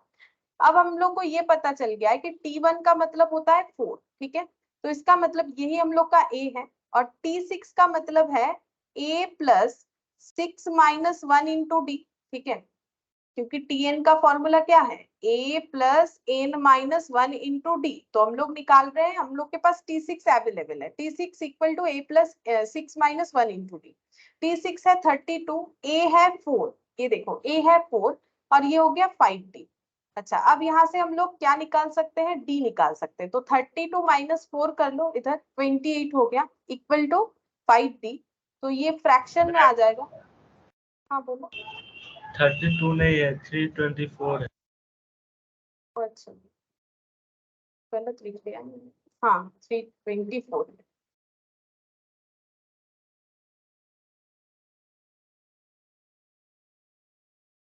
324 माइनस 4 मतलब 320 5d, तो d इक्वल टू 320/5, तो ये कितना हो जाएगा 320/5, 5 6 30, 5 4 20, 64 आ गया, d का वैल्यू आ गया। अब जैसे d आ गया, a हमें पता है तो आराम से हम लोग ये इंसर्ट कर सकते हैं। बोलो यहाँ पर t2 कितना होगा, जस्ट ऐड कर करके बताओ t2 कितना होगा, a प्लस d, तो 4 प्लस 64 कितना हो जाएगा 68। उसके बाद वाला बताओ,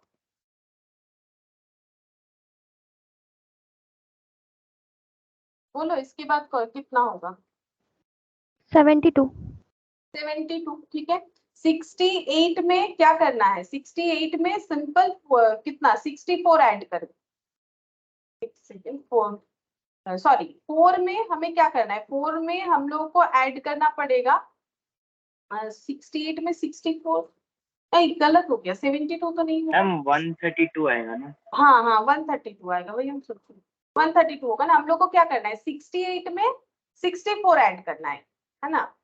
या फिर ऐसे कर लो, या तो 4 में, या तो 4 में हम लोग ऐड कर लेंगे 2d, एक ही बात है, या फिर सिंपल यहाँ पर 68 में 64 ऐड कर लो, फिर 132 में 64 ऐड करो, बोलो कितना हो,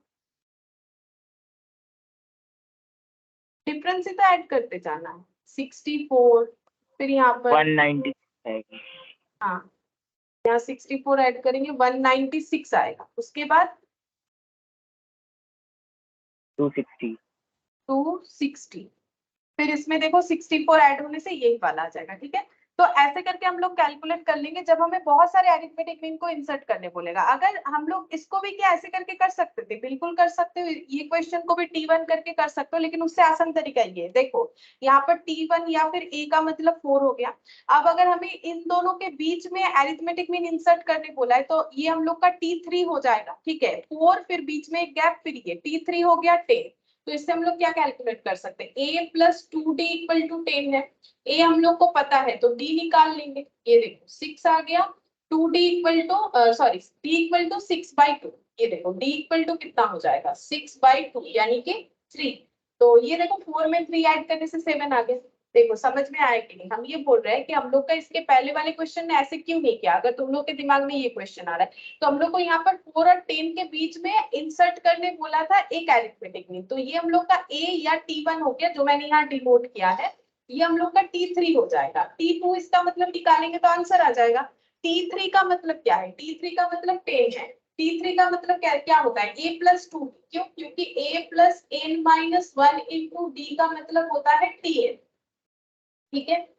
ये तो हम लोगों ने पहले से ही देखा हुआ है ना, tn का मतलब ये होता है। तो अब t3 का मतलब क्या हो जाएगा, a plus 3 minus 1 into D, वही मैंने यहाँ पर लिखा है। t3 का मतलब हो गया a प्लस 2d। अब ये हम लोग को इतना डिटेल्स में नहीं करके ये ऐसे करके याद रखना चाहिए, t3 equal to a plus 2d, और ये हमें पता है t3 10 है, तो 10 equal to a plus 2d, और a भी हम लोग को पता है 4, ठीक है।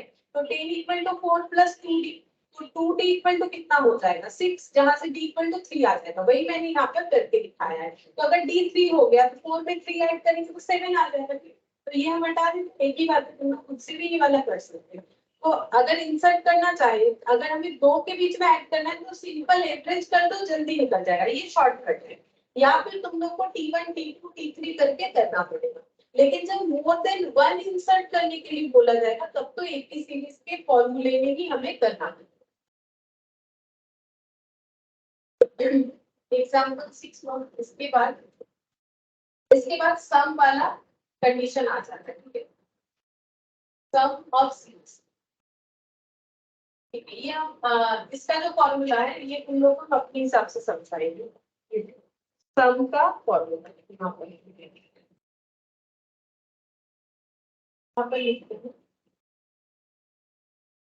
जैसे देखो पहले के एग्जांपल से समझाते हैं, लाइक एक सीक्वेंस ले लेते, लाइक 2 7 12 और 7, ठीक है। ये सीक्वेंस में क्यों है, क्योंकि ये कलेक्शन ऑफ ऑर्डर्ड नंबर है जो कि +5 करके अपने अंदर रिलेटेड है। देखो इसका लॉ या रूल्स क्या है कि सारे नंबर अपने आप में 5 ऐड करके इंक्रीज होते जा रहे हैं। तो ये पहला बात है, बन चुका है सीक्वेंस। अगर कुछ सीक्वेंस में है तो ही उसका सीरीज निकल सकता है। इसका सीरीज क्या होगा, सीरीज का मतलब होता है सीक्वेंस के नंबर को ऐड करने पे जो भी आंसर आएगा that is the value of our series, ठीक है।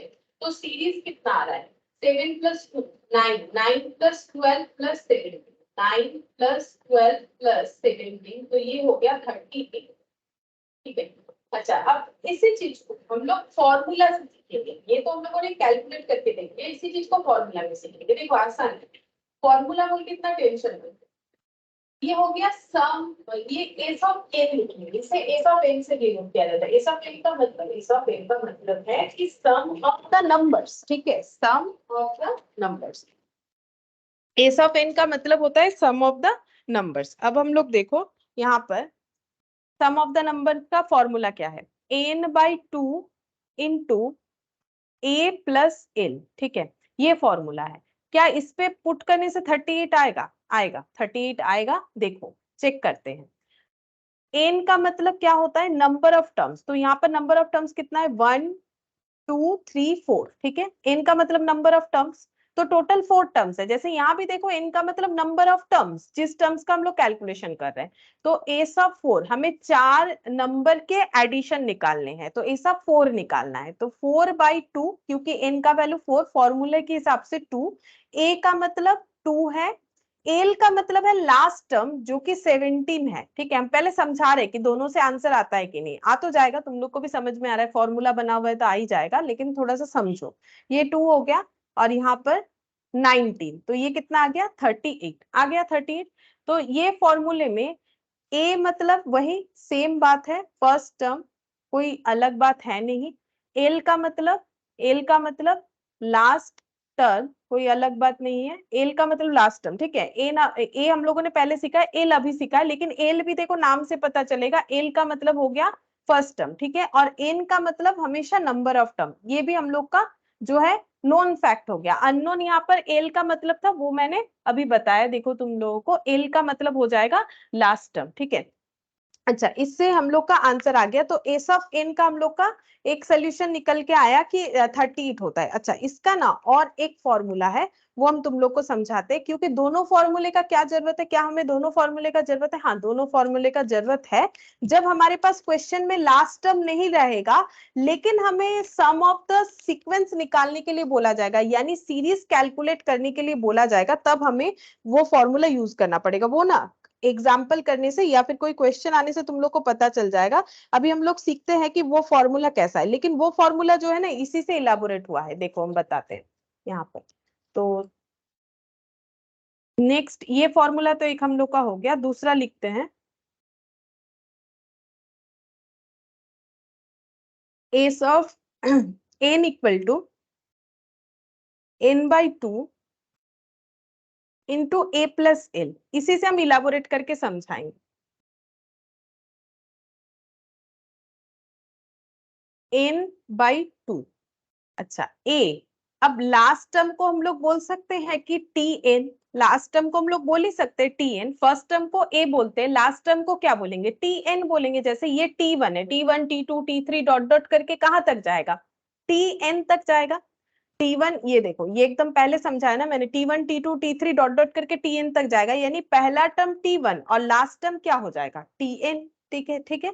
तो लास्ट टर्म को L के जगह अगर हम Tn से डिनोट करते हैं, तो ये इसके जगह ये लिख सकते हैं, इसमें तो कोई मतलब टेंशन वाला बात नहीं है। देखो ये L जो है लास्ट टर्म है, लास्ट टर्म को हम लोग कैसे डिनोट करते हैं, T1, कोई भी एपी सीरीज को हम लोग ऐसे डिनोट करेंगे ना, ये देखो ऐसे, ठीक है। अब इससे देख के देखो, कंपेयर करो, इससे कंपेयर करो, और इसको ए भी बोलते हैं, तो इसीलिए ए लिखा, एल को मैंने टीएल लिख दिया। अच्छा, अब ये टीएल लिखने से क्या कुछ चेंजेस हम लोग कर सकते हैं। कितने देर से तो हम लोग पढ़ते हुए आ रहे हैं कि टीएन का एक वैल्यू होता है, क्या होता है a plus n-1 into D, तब से तो इसी पे क्वेश्चन करते हुए आ रहे हैं। तो टीएन के जगह लिखो a plus n-1 into d, हो गया। अब हम लोग इसको थोड़ा सा सॉल्व कर लेते हैं। ये हो गया a plus A, 2a plus n-1 into D, ठीक है। n/2 into 2a plus n-1 into D, ये सेकेंड फॉर्मूला आ गया। क्या हम लोग को ये पूरा चीज याद रखना है? नहीं नहीं, ये तुम लोग को पूरा याद नहीं रखना है। ये मैंने इसीलिए समझाया, किसी किसी को लगता है ये फॉर्मूला और ये फॉर्मूला अलग है? नहीं, अलग नहीं है, दोनों फॉर्मूले का रीजन है क्या है, देखो ये फॉर्मूला और ये फॉर्मूले में फर्क क्या है, यहाँ ए है, यहाँ कैलकुलेशन के वजह से 2a आया, ये कोई नया चीज नहीं है, ये कैलकुलेशन के वजह से 2a आ रहा है।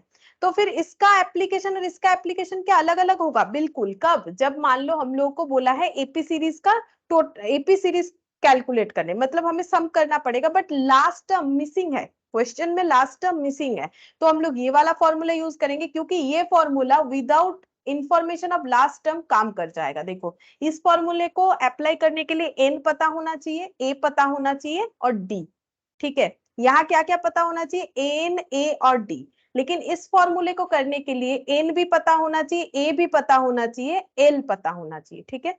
तो अगर हमारे पास डी अवेलेबल है, एल नहीं है, तो ये लगाएंगे, अगर हमारे पास डी अवेलेबल नहीं है, एल है, तो ये लगाएंगे, ठीक है। तो इसका मतलब एन ए तो दोनों जगह पे ही कॉमन मिल रहा है, लेकिन मतलब प्रॉब्लम किस चीज का हो रहा है? अगर लास्ट टर्म पता है तो उसको लगा के कर देंगे, आसानी से हो जाएगा। और अगर हमें लास्ट टर्म क्वेश्चन ऐसा है कि लास्ट टर्म नहीं है, तो हम लोगों को कुछ और तरीके से कैलकुलेट करना पड़ सकता है, तो ये फॉर्मूला काम आएगा।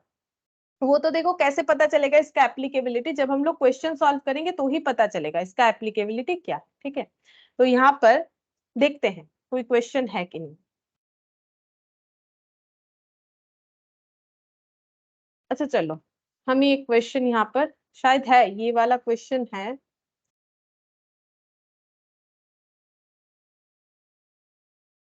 ये तो 6th नंबर किया हम लोगों ने, ठीक है कि नहीं मुझे नहीं पता। चलो हम एक डिजिट यूज कर रहे हैं, हो सकता है ये मैट में भी हो, मुझे तो अभी नहीं दिख रहा है।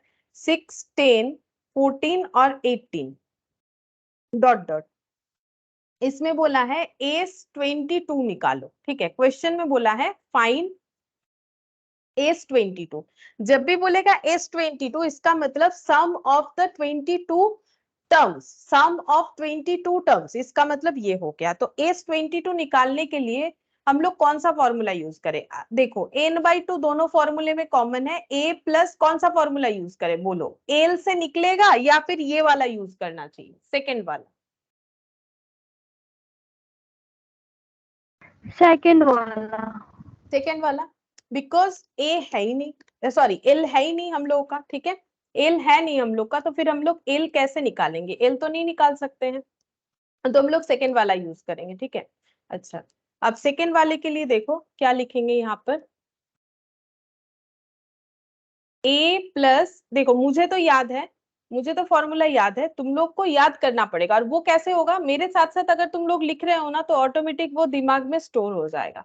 n-1 इंटू डी, ठीक है। तुम लोग भी बोल बोल के लिखो, 2a plus n-1 into D. बोलने से क्या होता है ना, सबकॉन्शियस माइंड में वो बात चला जाता है। तुम लोग को लगेगा कि इलॉजिकल बात है, नहीं, बिल्कुल साइंटिफिक बात है। अगर तुम लोग बोल के करोगे ना, तो देखना खुद ब खुद याद हो जाएगा। अच्छा, अब एस 22 निकालेंगे, एन कितना होगा बताओ? एन कितना होगा?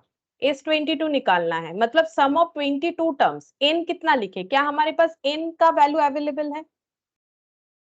22।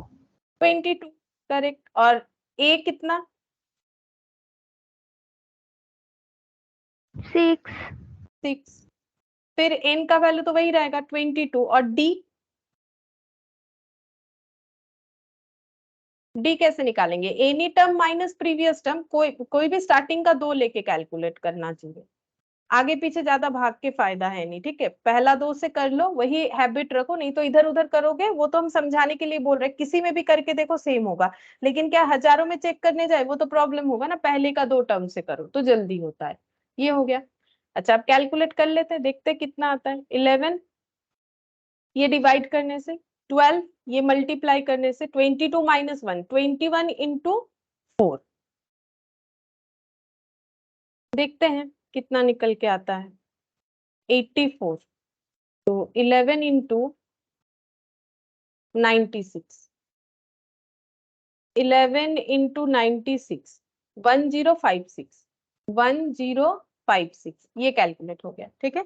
1056 आ जाएगा। तो एस 22 करने से 1056 हम लोग का आंसर होगा। अच्छा, ठीक है, अभी हम लोग का देखो एक जितना भी हम लोगों ने सीखा है उसके बेसिस पे हम लोग जो है एक्सरसाइज 6A का कुछ क्वेश्चंस कर सकते हैं।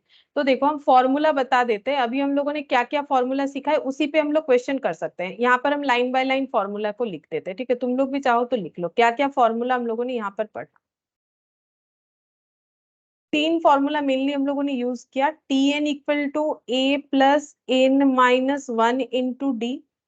अच्छा, और एक एरिथमेटिक मीन को इंसर्ट करने से कैसे होता है, अगर 2 डिजिट है तो am, अगर 2 डिजिट है तो a plus b by two, two terms if two terms given, और अगर एस एन है तो उसका n by two A plus l, ये एक सीखा। या फिर इसका एक ऑल्टरनेट है n by two into two A plus N minus one into D. ठीक है, ये दोनों में से कौन सा यूज करना है वो हमें क्वेश्चन का डेटा से पता करना चाहिए। और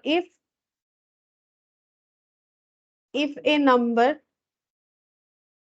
डिवाइड इनटू 3 पार्ट्स,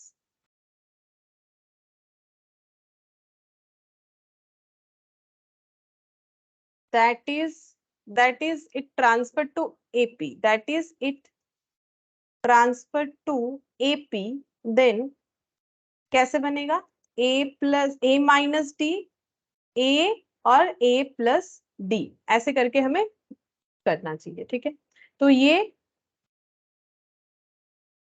4 फॉर्मूला यहाँ पर हम लोगों ने देखा। ठीक है, 4 डेटा हम लोग को बिल्कुल याद रखना है, तभी हम लोग कर पाएंगे। अब देखो तुम लोग एक्सरसाइज में तुम लोग को थोड़ा सा आसान और भी लगेगा, क्योंकि हम वहां पर तुम लोग को ये भी सिखाएंगे कि जो है ऑप्शन से कैसे आंसर कर सकते हैं। अच्छा, पहला क्वेश्चन देखो, बोल रहा है the nth element of the sequence, इस सीक्वेंस का nth एलिमेंट क्या होगा। nth पूछा, ये नहीं बोल रहा है कि सेकेंड थर्ड फोर्थ फिफ्थ। इस सीक्वेंस में फर्स्ट हमें पता है, सेकेंड थर्ड फोर्थ ये हमें पता है, डॉट डॉट कर दिया है, फिर बोल रहा है nth वाला बताओ। तो nth मतलब क्या निकालने के लिए बोला है, पहले ये बताओ nth मतलब क्या निकालने के लिए बोला है, कितना नंबर टर्म।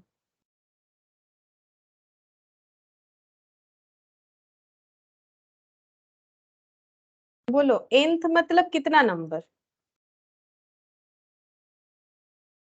अगर 2 मतलब सेकेंड नंबर, 4 मतलब फोर्थ नंबर, 3 मतलब थर्ड नंबर, तो nth मतलब कितना number, nth number. Last term. हाँ, लास्ट टर्म जिसको tn बोलेंगे। हम लोग को तो पता नहीं लास्ट टर्म कौन सा है, क्योंकि डॉट डॉट दिया है। लास्ट कहां पर जाके लास्ट होगा वो तो हमें नहीं पता है ना, लास्ट कहां पर जाके हो रहा है वो हमें नहीं पता है, तो इसीलिए हम लोग कैलकुलेट करेंगे। तो यहाँ पर देखो tn, tn का मतलब कितना, कैसे निकालेंगे, a plus N minus one into D. ठीक है, अब मुझे यहाँ पर बोलो a का मतलब कितना है, a बताओ। a मिल जाएगा इस सीरीज में, d मिल जाएगा। 1 हाँ, और d 2 2। तो 1 प्लस एन माइनस वन, क्योंकि एन नहीं पता कितना है, 1 plus two N minus two, तो T N equal to 2n minus one. ठीक है, तो ये देखो ऑप्शन कौन सा हो जाएगा, बी, ऑप्शन बी। ठीक है, हम लोग को ये नहीं बोला है फर्स्ट सेकंड थर्ड निकालो, बोल रहा है कि nth टर्म निकालो, तो टी एन। ठीक है, nth टर्म का मतलब टी एन हो जाएगा। अच्छा, अब क्वेश्चन नंबर 2 देखो, इसमें क्या बोला है, ये अभी नहीं कर सकते, ठीक है, क्योंकि ये ना जीपी का क्वेश्चन है, इसमें जीपी दे दिया, कैसे पता चलेगा, ये देखो -1 2 -4 8, अगर इसको चेक करोगे तो इसमें एपी तभी होगा ना अगर इसमें पर्टिकुलर कुछ नंबर, ये जैसे देखो इसमें अगर -1 ऐड करते हैं तो ये -2 हो जाएगा, मतलब इसमें कितना करना पड़ेगा, +3 ऐड करने से 2 होगा, तो इसके बाद भी तो +3 ऐड होना चाहिए, लेकिन ये 3 ऐड करने से तो 5 होना चाहिए, दिख रहा है -4। एक्चुअली ये जो है इस एक्सरसाइज में दे जरूर दिया है, बट ये एपी का क्वेश्चन है नहीं, इससे पता चल रहा है। ठीक है, तो इसीलिए ये एक्चुअली जीपी का क्वेश्चन है, जब जीपी करवाएंगे तब बोल देंगे, लेकिन एग्जाम में तुम लोग को समझना पड़ेगा कि एपी का है कि जीपी का। ये एपी का क्वेश्चन है नहीं, क्योंकि एपी में क्या होता है, एक पर्टिकुलर नंबर जो है मतलब ए के साथ जो फर्स्ट टर्म के साथ जो है हम लोग क्या करते हैं, ए प्लस डी फर्दर ए प्लस 2d ऐसे करके हमारा चलेगा, जो कि यहाँ पर एप्लीकेबल नहीं हो रहा है। ठीक है, तो इसीलिए हम लोग का ये वाला एपी सीरीज है नहीं ये, क्योंकि जीपी का यहाँ दे दिया है तो अभी नहीं करवा रहे, जीपी जब करेंगे तो ये वाला पॉइंट हम लोग कर लेंगे। ठीक है, ये जो है ये क्वेश्चन फॉर जीपी है। ठीक है, तो हम लोग जीपी जब करेंगे तब ये वाला पॉइंट डील करेंगे। अभी हम लोग थर्ड वाला करते हैं। ये देखो यहाँ पर दिया है सिग्मा या समेशन, ये वाला जो है सिग्मा या समेशन, ये हम लोग स्टैटिस्टिक्स में पढ़ रहे हैं। ठीक है, सिग्मा का मतलब क्या होता है, ये ग्रीक वर्ड है सिग्मा, ये ग्रीक लैंग्वेज में बोला जाता है और इसका मतलब होता है समेशन करना। क्या दिया हुआ है देखो, ऐसा है साइन ऐसा यूज होता है, मैंने तुम लोग को स्टैट में भी दिखाया है। आई इक्वल टू दिया हुआ है 4, ये नीचे देखो आई इक्वल टू 4 दिया हुआ है और ऊपर 7 दिया है, मतलब आई का जो वैल्यू है, इसका मतलब क्या होता है, आई का वैल्यू 4 से लेके 7 तक जाएगा, मतलब आई का वैल्यू है 4 5 6 एंड 7। आई का वैल्यू 4 से 7 तक जाएगा, मतलब आई का वैल्यू है 4 6 5 7 और रूट ओवर ऑफ 2i -1 दिया है, मतलब हमें इसका समेशन करना है। तो कैसे करेंगे, सिंपल सा बात है, रूट ओवर ऑफ 2i, आई का मतलब पहला 4 है तो पहले 4 लिखो, समेशन का मतलब मैंने अभी भी क्या बोला, ऐड करना। ठीक है, सिग्मा, ये सिग्मा का दिया हुआ है, मतलब ये जो डेटा है इसको ऐड करते जाओ। तो कहां तक ऐड करें, आई जब तक चेंज होते जाएगा, क्योंकि आई हम लोग का वेरिएबल है। नेक्स्ट हम लोग का हो जाएगा 2 इंटू 5, क्योंकि 4 के बाद 5 आता है, -1, बाकी तो एज इट इज रहेगा, फिर प्लस 2 इंटू 6 -1, फिर हो जाएगा प्लस करके 2 इंटू 7 -1। ठीक है, तो यहाँ पर कितना हो गया, 8 -1 प्लस 10 -1 प्लस 12 -1 प्लस 14 -1, तो ये कितना हो जाएगा, root over of 7, root over of 9, root over of 11, root over of 13। क्या हमारे पास ऐसा कोई आंसर है देखो, √7 √9 √11 √13, यानी कि ऑप्शन ए। ठीक है, तो ये देखो इसमें ना कुछ एपी वाला बात नहीं था, तो हर एक चैप्टर को ना हमें इस तरीके से समझना चाहिए कि तुम लोग कोई भी क्वेश्चन का आंसर दे सकोगे। कोई भी चैप्टर ऐसा नहीं है कि मतलब इसको करके फायदा नहीं है, ऐसा मत करो, क्योंकि यहाँ देखो कुछ एपी का कंसेप्ट नहीं लगा, नॉर्मल मैथ्स का कंसेप्ट लगा। ये चीज हम लोग स्टैटिस्टिक्स में देख रहे थे कि अगर ऐसा रहता है तो कैसे कैलकुलेट कर सकते हो, तो ये नॉर्मल है। ठीक है, ये नॉर्मल सेंस पे मैथ है, यहाँ ना कोई एपी लग रहा है ना कुछ और लग रहा है। यहाँ एक प्रोसेस बता दिया है कि हमें समेशन करते जाना है आई का, 4 से लेके आई का वैल्यू जब तक 7 तक नहीं पहुंच जाते, तो ये डेटा दे दिया है, ये एक्चुअली एक फंक्शन दे दिया है। ठीक है, इस फंक्शन में 2 इंटू आई -1 होता है, तो 2 इंटू 4 -1 होगा, 2 इंटू 5 -1 होगा, 2 इंटू 6 -1 होगा, 2 इंटू 7 -1 होगा, और सभी में हम लोग का रूट है तो रूट लगा देंगे। ठीक है, ये तो गिवन रहेगा, उसके बेसिस पे हम लोग को करना पड़ेगा। अब इसके बाद देखते हैं नेक्स्ट, फोर्थ नंबर, ये वाला भी ना हम लोग बाद में करेंगे, क्योंकि ये जो है ये इंफिनिटी सम ऑफ सीरीज का क्वेश्चन है, जो कि मैंने अभी आज इंफिनिटी नहीं पढ़ा है तो इसको हम स्किप करते हैं। तो फोर्थ नंबर भी हम लोग करेंगे, इंफिनिटी सम का है तो इसको भी हम लोग बाद में करेंगे, इसीलिए इसको ड्यू रख रहे हैं, ये सब हम लोग बाद में करेंगे।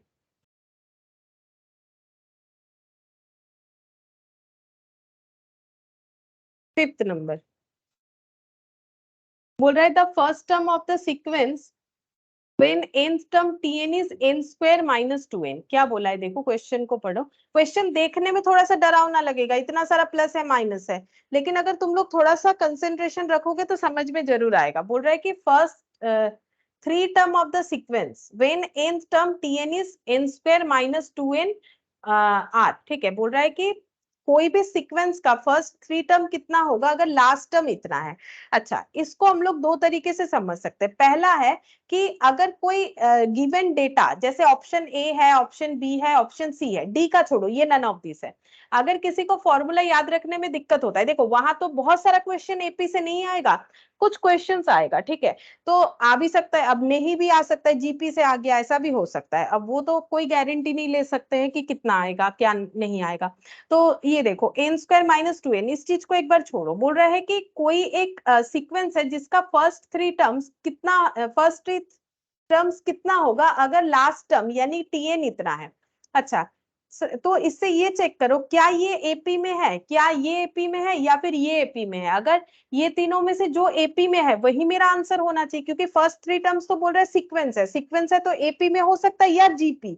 तो चेक करते हैं एपी में है कि नहीं। तो -103 क्या ये एपी में है, इसके लिए क्या पता करना पड़ेगा। देखो -1 में +1 करोगे 0 हो जाएगा, तो 0 में +1 करने से 3, ये तो नहीं हो रहा है। मतलब फर्स्ट थ्री टर्म्स ये नहीं हो सकता है। ये होने से हम लोग का क्या हो जाएगा, ये तो हम लोग का -1 में अगर हम लोग +1 करेंगे 0 हो जाएगा, 0 में अगर +1 करेंगे तो हम लोग का 3 हो जाएगा।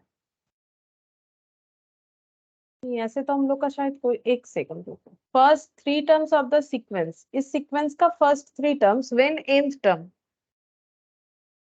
चाहिए, तो कुछ रूल से तो फॉलो होना चाहिए। -1, इसको ऐसे चेक कैसे करें, एनी टर्म माइनस अगर प्रीवियस टर्म करते हैं, एनी टर्म माइनस अगर प्रीवियस टर्म करते हैं तो ये तो +1 आ जाएगा, +1 ही आ रहा है। और एनी टर्म माइनस प्रीवियस, ये तो एपी में नहीं आ रहा है। अच्छा सेकेंड वाला देखते हैं, एनी टर्म माइनस प्रीवियस, मतलब इसमें -1 करेंगे, इसमें -1 करने से भी नहीं आएगा। अच्छा इसमें +1 करते हैं, इसमें +1 नहीं, इसमें भी नहीं आएगा। अच्छा ये नन ऑफ दिस भी नहीं होगा शायद। एक सेकेंड रुको, ये वाला हमें कैसे करना पड़ेगा, T n first three term of the sequence when nth term. अच्छा nth टर्म क्योंकि बता दिया है, इससे एक बार चेक करते हैं, रुको पहले हम लोग nth टर्म को चेक करते हैं। nth टर्म बोल दिया है क्वेश्चन में n² - 2n, तो इसी बेसिस पे हमें चलना पड़ेगा। अगर नहीं बोलेगा ना तो हम लोग ऑप्शन से चेक कर सकते, ठीक है। इसको हम लोग ऑप्शन से नहीं चेक कर पाएंगे। तुम लोग अगर ऑप्शन से चेक करोगे कोई भी एपी में नहीं आ रहा है तो नन ऑफ दिस आंसर दे दोगे, क्योंकि मैंने ऐसे बोला। लेकिन इसमें ऐसा नहीं होगा, बिकॉज हमें टी एन का वैल्यू दे दिया है, ठीक है, लास्ट टर्म का वैल्यू दे दिया है, लास्ट टर्म है n² - 2n, ठीक है। अब हम लोग इस ऐसे क्वेश्चन में क्या करेंगे, हम लोग को T1 T2 और T3 निकालने के लिए बोला है और Tn दे दिया है, तो उसको फॉलो करके हमें T1 T2 T3 निकालना पड़ेगा। तो T1 कैसे निकाले, टर्म ऑफ 1, तो इसका मतलब n का वैल्यू 1, तो 1² - 2 × 1, तो ये कितना आ जाएगा 1 - 2 यानी कि -1, ठीक है। देखो हम लोगों को T1 निकालना है इसके बेसिस पे, तो n के जगह 1 लिखेंगे हर जगह पे। T2 निकाल लेंगे इसके बेसिस पे, तो n² मतलब 2² - 2 × 2, तो ये हो गया 4 - 4 यानी कि 0। और T3 जब निकालेंगे, ये देखो इसके बेसिस पे 3² - 2 × 3, तो ये हो गया 9 - 6 यानी कि 3। तो हम लोग का जो सीरीज है वो कितना कितना आ गया, -1 0 और 3, ये देखो -1 0 और 3 यानी कि ऑप्शन ए हो जाएगा। अच्छा इस तरीके से अगर हम लोग का सीक्वेंस जो है चल रहा है, ठीक है, ये एक सीक्वेंस में है, बोला है question first three term of sequence when nth term, अगर nth टर्म इतना है तो फर्स्ट थ्री टर्म क्या होगा, तो फर्स्ट थ्री टर्म हो जा रहा है -1 0 और 3, ठीक है। ये हमें आंसर निकल के आ रहा है। और अगर हम लोग यहाँ से पूरा डायरेक्टली चेक करें ना, तो ये क्या हम लोग का +1 करने से होगा, लेकिन 0 में +1 करने से तो 3 नहीं हो रहा है, एपी में तो नहीं आ रहा है, ठीक है। तो क्या ये जीपी में है, जीपी में है क्या, जीपी का मतलब तो डिवाइड करना होता है, any term minus previous term, ये तो 0 हो जाएगा, 0 डिवाइड करने से भी नहीं होगा। छोड़ो, हमें यहाँ पर एपीजीपी चेक करने का जरूरत भी नहीं है, हम लोग को बोला है फर्स्ट थ्री टर्म्स हमें कैलकुलेट करके देना है। तो फर्स्ट थ्री टर्म्स हम लोग का टीएन के बेसिस पे निकालने के लिए बोला है, तो टीएन के बेसिस पे हम लोग का फर्स्ट थ्री टर्म्स ये निकल के आ रहा है। अच्छा सिक्स्थ नंबर देखो, बोल रहा है which term of the progression is -39, बोल रहा है कि which term of the progression is -39, कितना नंबर टर्म जो है -39 है। तो कैसे निकालेंगे, यहाँ पर हम लोग मान लेते हैं कि T9th नंबर टर्म जो है वो -39 है। अब Tn सॉरी 9 बोल रहे हैं, Tn कैसे निकालेंगे, Tn का मतलब हो जाएगा a + n - 1 × d। ये मैंने क्यों लिखा, क्योंकि हम लोगों ने फॉर्मूला देखा हुआ है ना कि Tn का मतलब क्या होता है, a + n - 1 × d, तो a + n - 1 × d, और यहाँ पर लिख दिया मैंने 39। अच्छा ये जो सीरीज था वो क्या था, सीरीज था हम लोग का ऐसे -1 - 3 - 5 -1 - 3 -5, फिर इसके बाद डॉट डॉट करके -39 था, ठीक है। हम लोग को बोल रहा था कि -39 कितना नंबर टर्म है, तो मैंने यहाँ पर एजम्पशन लिया Tn नंबर टर्म है। अच्छा a कितना है -1, इस क्वेश्चन में a कितना है -1। अच्छा n कितना है, n वही तो नहीं पता, वही ढूंढना है। और d कैसे निकालेंगे, d हो जाएगा any term minus previous term, तो -3 + 1 यानी कि -2। ठीक है, -2 हो गया। अब इसको सिंपल सॉल्व कर लो, -1 -2n माइनस माइनस में +2, ये देखो ये -1 जैसा है वैसा रह गया, -2 × n -2n -2 × -1 +2। ठीक है, अब यहाँ पर लिखेंगे 39, तो -2n = 39 - 2, ये 2 इधर सेंड कर दिया, ये इधर कर दिया। अच्छा अब देखो, तुम लोग यहाँ पर भी चाहो तो कैलकुलेट कर सकते हो, मैंने यहाँ पर पूरा एक एक डिजिट को सेंड किया है। अच्छा ये हो जाएगा 39 और -1, क्योंकि -2 + 1 में -1, तो 38 हो गया। n का वैल्यू हो जाएगा, अच्छा ये कुछ गलत हो गया लग रहा है मुझे, क्योंकि माइनस में आंसर आना चाहिए दोनों साइड, नहीं तो डी, तो देखो एन तो माइनस में नहीं आएगा, देखते हैं क्या गलत लिख दिया है मैंने। -1 plus of n - 1 into -2, -2n minus minus में +2। ठीक है, ये +2 इधर आ गया, ये इधर आ गया, -2n 39 - 2 + 1।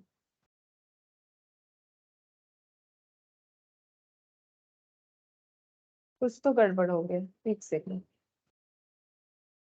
फिर से देखते क्या गड़बड़ हो गया। 39, ओ -39 है, गलत तो यहाँ पर हुआ, -39 है, मैंने सिर्फ 39 लिख लिया, इसीलिए आंसर जो है गलत आ जा रहा है। -39 - 2 + 1, तो -2n = ये हो जाएगा, देखो -2, ये कैलकुलेटर पे करो ना, अगर किसी को प्रॉब्लम है तो कैलकुलेटर पे करो, 1 ले लो पॉजिटिव में है, फिर -2, फिर -39, तो कितना हो गया -40। तो n का वैल्यू कितना हो जाएगा -40/2 -2 यानी कि 20, n का वैल्यू 20 हो गया, मतलब tn = t20, मतलब 20th टर्म, t20 टर्म जो है वो हम लोगों का -39 आंसर लाके देगा, यानी ऑप्शन बी हो गया। ठीक है, ऑप्शन बी इस तरीके से है।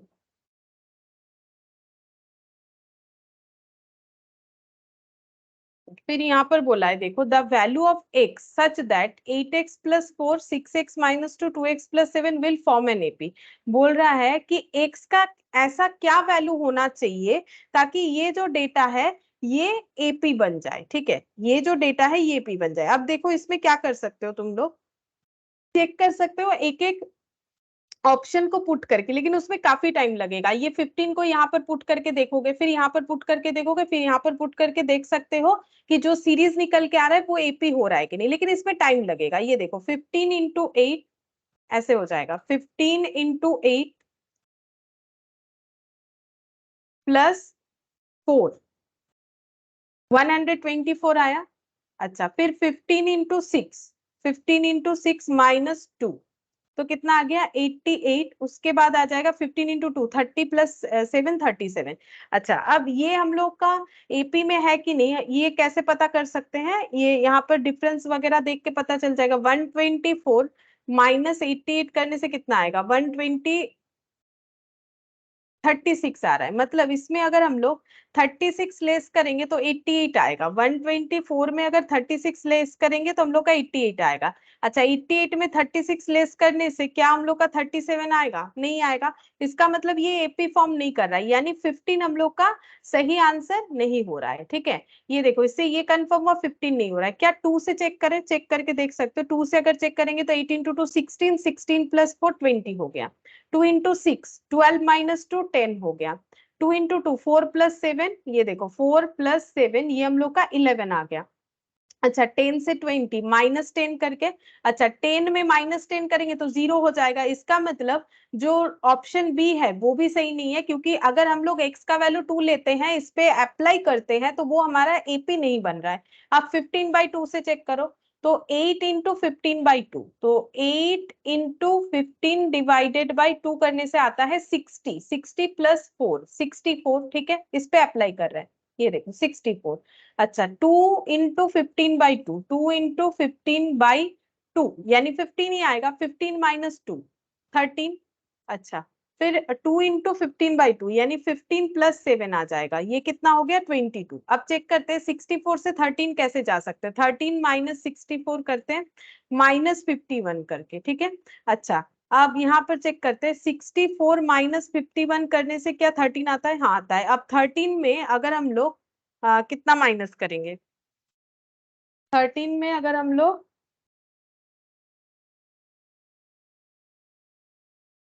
22 माइनस 13, ये तो 9 आ जा रहा है, क्या हो गया, एक सेकेंड, कुछ तो गड़बड़ हो गई।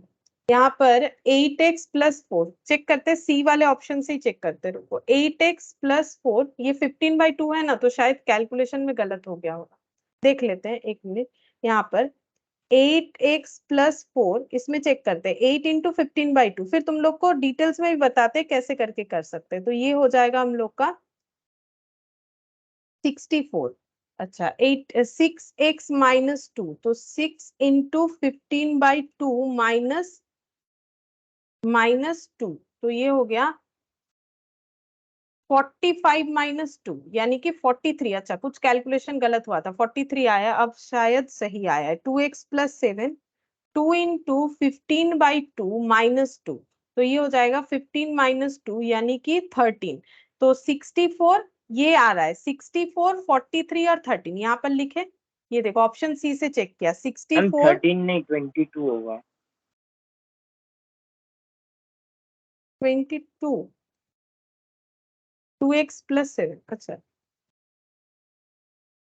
फिर मैंने क्या लिख दिया, हाँ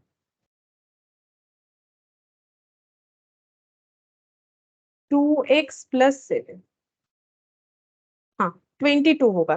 तो 64, 43 और 22 हो रहा है, 64, 43 और 22। अब चेक करते हैं, इससे इसका डिफरेंस और इससे इसका डिफरेंस तो पता चलेगा। 64 माइनस 43 करते देखते कितना आता है 21, मतलब इसमें से 21 अगर माइनस करेंगे तो इतना आ जाएगा, और 43 से अगर 21 माइनस करेंगे 22 आ रहा है, ठीक है। तो इसका मतलब ये एपी बन जाएगा। अब मतलब अगर एक्स का वैल्यू हम लोग का, अब देखो इतना टाइम क्यों लगा, बिकॉज हम लोग का पहला तो मेरे से गलत हुआ कैलकुलेशन, दूसरा बात है सी में जाके ऑप्शन से आंसर आ रहा है तो इसमें इतना टाइम लगा। लेकिन इसको अगर हम लोग प्रॉपरली सॉल्व करेंगे तो इससे कम टाइम लगेगा। कैसे, अगर ये डेटा इसमें से कुछ एक वैल्यू एक्स का ऐसा होता है जिससे ये एपी बन जाएगा, अगर कोई भी डेटा एपी बन जाता है तो उसमें एक डिफरेंस निकल के आता है, ठीक है, डी होता है। डी का मतलब क्या होता है, any term minus previous term, मैंने फॉर्मूले में तुम लोग को बताया, ठीक है। Any term minus previous term करने से हम लोग का डी निकल के आता है।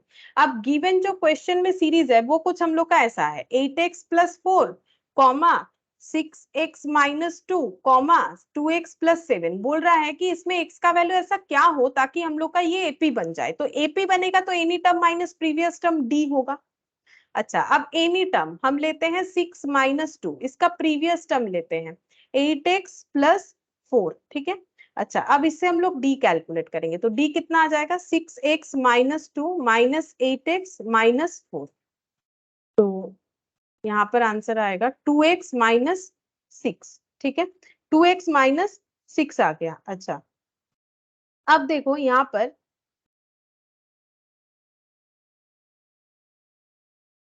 नेक्स्ट हम लोग और एक बार डी का कैलकुलेशन करेंगे, फिर से any term minus previous term. अब हम दूसरा कुछ पेयर्स लेंगे, जैसे मैंने सेकंड और फर्स्ट लिया, अब हम ले लेते हैं ये थर्ड और सेकंड का डिफरेंस, तो हम लेते हैं 2x plus 7 any term minus previous term that is 6x plus 2, तो d equal to 2x plus 7 minus 6x minus 2। अब ये आ जाएगा सॉल्व करने से 4x प्लस 5। अब देखो D दोनों अलग अलग आंसर आया बिकॉज एक से दिया हुआ था, लेकिन हम लोग को पता है कि D हमेशा एक ही होता है, मतलब D मतलब कहीं पर भी देखो D एक ही होगा। इससे हम लोग ये कंक्लूजन ला सकते हैं कि 2x minus 6 equal to minus 4x plus 5, because D जो है D का वैल्यू कभी चेंज नहीं होता है, D का वैल्यू फिक्स्ड होता है। तो इसका मतलब ये सोल्यूशन और ये सोल्यूशन का आंसर एक ही होना चाहिए। तो इससे हम लोग ये कंक्लूजन ला सकते हैं कि डी और डी बराबर है, that is -2x minus 6 equal to -4x plus 5। तो यहाँ से हम लोग का x सॉल्व हो जाएगा। ये देखो यहाँ से x सॉल्व होने से आ गया 2x इक्वल टू 11।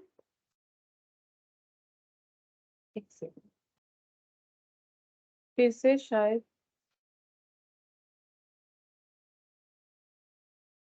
एक मिनट, 6x माइनस 2 है ना? -2 था ना नॉर्मल में? हाँ -2 था, वो मैंने गलत कर दिया यहाँ पर, ये 9 हो जाएगा।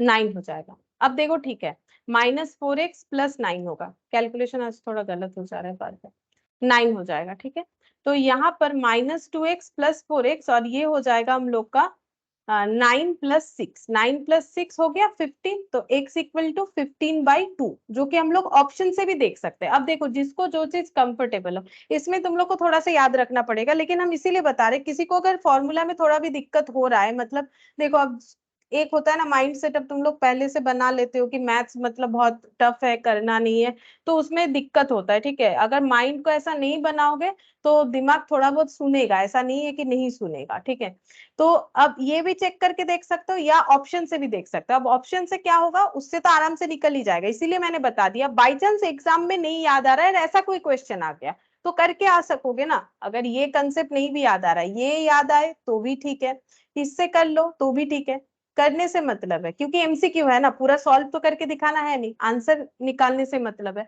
तो ऑप्शन से भी ये क्वेश्चन हो जाएगा, हम ये बताना चाह रहे हैं। ऑप्शन से भी कर सकते हो, या फिर जैसे में हम लोगों ने अभी यहाँ पर सॉल्व किया जिस कंसेप्ट के साथ कि हम लोगों ने डी निकाल लिया, और डी के बेसिस पे दोनों तरफ पे डी अलग अलग आया, लेकिन हम लोग को पता है डी कभी अलग नहीं हो सकता है, डी तो डी ही होगा, मतलब सेम वैल्यू होता है डी का। तो ये और ये इक्वल है या इक्विवेलेंट है, तो दोनों को हम लोगों ने इक्वल करके आंसर निकाल लिया, एक्स का वैल्यू 15/2 कैलकुलेट होके आ जाएगा।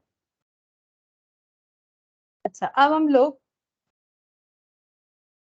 8th नंबर क्वेश्चन देखते हैं। ठीक है, 8th नंबर क्वेश्चन जो है ये एमसीक्यू पर्पस में नहीं होना चाहिए मेरे हिसाब से। ठीक है, फिर भी अगर आ जाए तो क्या कर सकते हो, तो अगर कर पाओगे तो कर लेना। ठीक है, क्योंकि 8th नंबर क्वेश्चन का सोल्यूशन जो है वो सोल्यूशन के बिना होगा नहीं, और सोल्यूशन जो है काफी बड़ा है। ठीक है, यहाँ पर बोल रहा है देखो, m term of N AP, लेकिन समझ में आएगा, टाइम टेकिंग है लेकिन आसान है, इसीलिए हम बोल रहे हैं एमसीक्यू के लिए थोड़ा सा बड़ा है। M term of N AP is n, क्या बोला है, एम टर्म। जब भी बोलेगा एम टर्म तो मतलब बोल रहा है टी एम। ठीक है, एम टर्म मतलब टी एम, टी एम का वैल्यू कितना है, एन, टीएम का वैल्यू एन है, एन टर्म यानी टी एन, इसका वैल्यू क्या है, एम। अब ये देखो थोड़ा सा कंफ्यूज करने के लिए एम एन एन एम ऐसा दिया हुआ है। अब बोल रहा है द आर्थ term of it, T R क्या होगा, तो पहले क्वेश्चन को समझ लो। क्वेश्चन में बोला है, ये देखो हम यहाँ पर लिखते हैं, क्वेश्चन में बोला है कि एक एपी सीरीज है जिसका टीएम है एन, टीएम का वैल्यू एन है, और जिसका टीएन का वैल्यू एम है। ऐसा हम नहीं बोल रहे, क्वेश्चन बोल रहा है m term of N AP n, m term of is m, r h term of it is T r कितना होगा, ये पूछ रहा है। ठीक है, कैसे निकालेंगे, देखो हम लोग को टीएन का फॉर्मूला पता है, टीएन का मतलब टर्म ऑफ एन एपी, तो A plus N minus 1 into D, इसी का यूज करना है और कुछ नहीं। तो टी एम बताया है, तो टी एम का मतलब क्या हम लोग ऐसा लिख सकते हैं, देखो हम लोग को पता है टी एन का मतलब होता है A plus N minus 1 into D, हम लोगों को बताया गया है एम्थ नंबर ऑफ टर्म, तो एन का वैल्यू क्या है, एम। जैसे कि देखो अगर हमें ये बोला जाता 5, तो हम लोग क्या करते, टी एन लिख के यहाँ पर 5 लिख देते, यहाँ पर 5 के जगह 5 मैंने एग्जाम्पल लिया, 6 हो सकता है, 7 हो सकता है, 1 हो सकता है, यहाँ पर एम बोला है, तो एम्थ नंबर ऑफ टर्म, तो एन के जगह एम पुट करेंगे। क्यों, देखो ऐसा क्यों कर रहे हैं हम, एन के जगह एम क्यों पुट कर रहे हैं, क्योंकि हमें फॉर्मूले में ऐसा कर सकते हैं ना। जैसे देखो यहाँ पर जैसे ये वाला क्वेश्चन, यहाँ पर देखो, यहाँ पर हम लोगों ने जब टी एन हमें बोला था 6 इसके बीच में जो है इंसर्ट करने के लिए एरिथमेटिक मीन्स, तो हम लोगों ने क्या किया, T2 T3 ये तो हम लोगों ने ऐड कर करके कैलकुलेट कर लिया, इससे नहीं समझा सकते। किससे समझाए ऐसा कोई क्वेश्चन, हाँ ये देखो T5 बोला था, T5 का वैल्यू इतना, T12 का वैल्यू इतना, ये जस्ट लाइक वैसा ही क्वेश्चन है। यहाँ पर बोला है टीएम का वैल्यू इतना, टीएन का वैल्यू इतना, टीएम का वैल्यू एन, टीएन का वैल्यू एम, जस्ट ऐसा ही क्वेश्चन है और बोल रहा है टीआर निकालो। यही चीज करेंगे, लेकिन क्योंकि नंबर में नहीं है ना, तो तुम लोग को लगेगा इतना ज्यादा सोल्यूशन। अब नंबर होता है तो वैल्यू कम हो जाता है ना, छोटा हो जाता है कैलकुलेशन, लेकिन जब नंबर है नहीं, एड लेस नहीं कर पाएंगे, वो एज इट इज रहेगा तो वो बड़ा दिखेगा। तो ये देखो, तो टीएन का मतलब ये लिखा हम लोगों ने जनरल फॉर्मूला, फिर टीएन के जगह क्या पुट किया, T5। देखो टीएन के जगह क्या पुट किया, T5, क्योंकि हम लोग के पास T5 अवेलेबल था। यहाँ टीएन के जगह क्या पुट किया, T12। तो वैसे ही हम लोग यहाँ पर भी करने वाले हैं। ये देखो, अगर हम लोगों को यहाँ पर टी एम बताया है तो टी एम का वैल्यू ए प्लस, अब टर्म नंबर क्या हो जाएगा, m minus one into d. Simple सा बात है, m minus one into d हो जाएगा। क्यों ऐसा हो रहा है, बिकॉज टर्म जो है वो है, मतलब ये क्या है, ये हम लोग का एम्थ टर्म। एम्थ टर्म जो है उसको हम लोग डिफाइन करें, और अगर एन्थ टर्म हो तो वो कैसे होगा, एन्थ टर्म। तो वैसे भी देखो, हम लोग का नॉर्मल फॉर्मूला तो यही बता रहा है, पहले हम नॉर्मल फॉर्मूला लिख रहे हैं। टीएन का वैल्यू हम लोग को एम बता दिया, यहाँ पर एन एन ही है, इसीलिए चेंज करने का जरूरत नहीं है। तो यहाँ पर मैंने लिख दिया, ये देखो इसका और एक लाइन जाएगा, n equal to A plus M minus one into d. जो लाइन यहाँ पर नहीं होगा, क्योंकि यहाँ पर जो जनरल फॉर्मूला है उसी के हिसाब से दिया हुआ है, तो A plus N minus one into D. ठीक है, ये हम लोग का हो गया। हम लोग को आरथ टर्म निकालने के लिए बोला है, तो आरथ टर्म कैसे होगा वो तो लिख लेते हैं। तो आरएच टर्म ऐसा हो सकता है, अगर जनरल फॉर्म में ऐसा होता है, जनरल फॉर्म में अगर ऐसा होता है तो आरएच टर्म मतलब एन का वैल्यू आर हो जाएगा, A plus R minus one into D. ये हमें कैलकुलेट करके देना पड़ेगा। ठीक है, तो हम लोग सबसे पहले क्या करेंगे, अगर हमें ये कैलकुलेट करके देना है तो हम लोग को क्या क्या ढूंढना पड़ेगा, ए और डी। जब भी हम लोग किसी एपी सीरीज का टर्म निकालते हैं तो हमें ए और डी का पता होना चाहिए। तो यहाँ पर ये दोनों गिवन है, ये दोनों को हम लोग सॉल्व करेंगे। ठीक है, ये दोनों इक्वेशन को हम लोग सॉल्व करेंगे, कैसे करके, जैसे हम लोग एलिमिनेशन मेथड में करते हैं, तो A plus M minus one into D equal to N. हम जस्ट इधर उधर करके लिख रहे हैं, ये वाला पॉइंट इधर लेके आ रहे हैं, ये वाला इधर लेके आ रहे हैं, और कुछ नहीं। अब इसके बाद ये वाला देखो, a plus N minus one into D equal to m हो गया। अब दोनों को कर लेंगे माइनस, ये दोनों वन माइनस टू करने वाले हैं। ठीक है, वन माइनस टू कर दिए, तो ये देखो a कैंसिल आउट हो गया। अब इसमें इसको ऐसे लिख सकते हैं, m minus one into D, हम समझाने के लिए कर रहे हैं, और ये प्लस माइनस में माइनस हो गया, n minus one into D, और ये हो जाएगा n माइनस एम, क्योंकि वन माइनस टू है तो n माइनस एम होगा, m माइनस एन मत लिख दो। अब दोनों जगह से d कॉमन ले सकते हैं, d कॉमन लेने से इधर बचेगा m माइनस वन और इधर बचेगा n माइनस वन, और हम लोग इसको ब्रैकेट ओपन करके फिर कैलकुलेशन करेंगे। तो m minus one minus N, minus minus में प्लस वन। मैंने बोला ना, सेम कंसेप्ट है, बस क्वेश्चन को करने में टाइम इसीलिए लगेगा क्योंकि यहाँ पर ज्यादा कैलकुलेशन नहीं हो पाएगा, मतलब कैलकुलेशन बड़ा बड़ा होगा, फिर आगे जाके देखो शॉर्टकट हो जाएगा, n माइनस एम, और ये डिवाइड नीचे आ जाएगा m माइनस एन।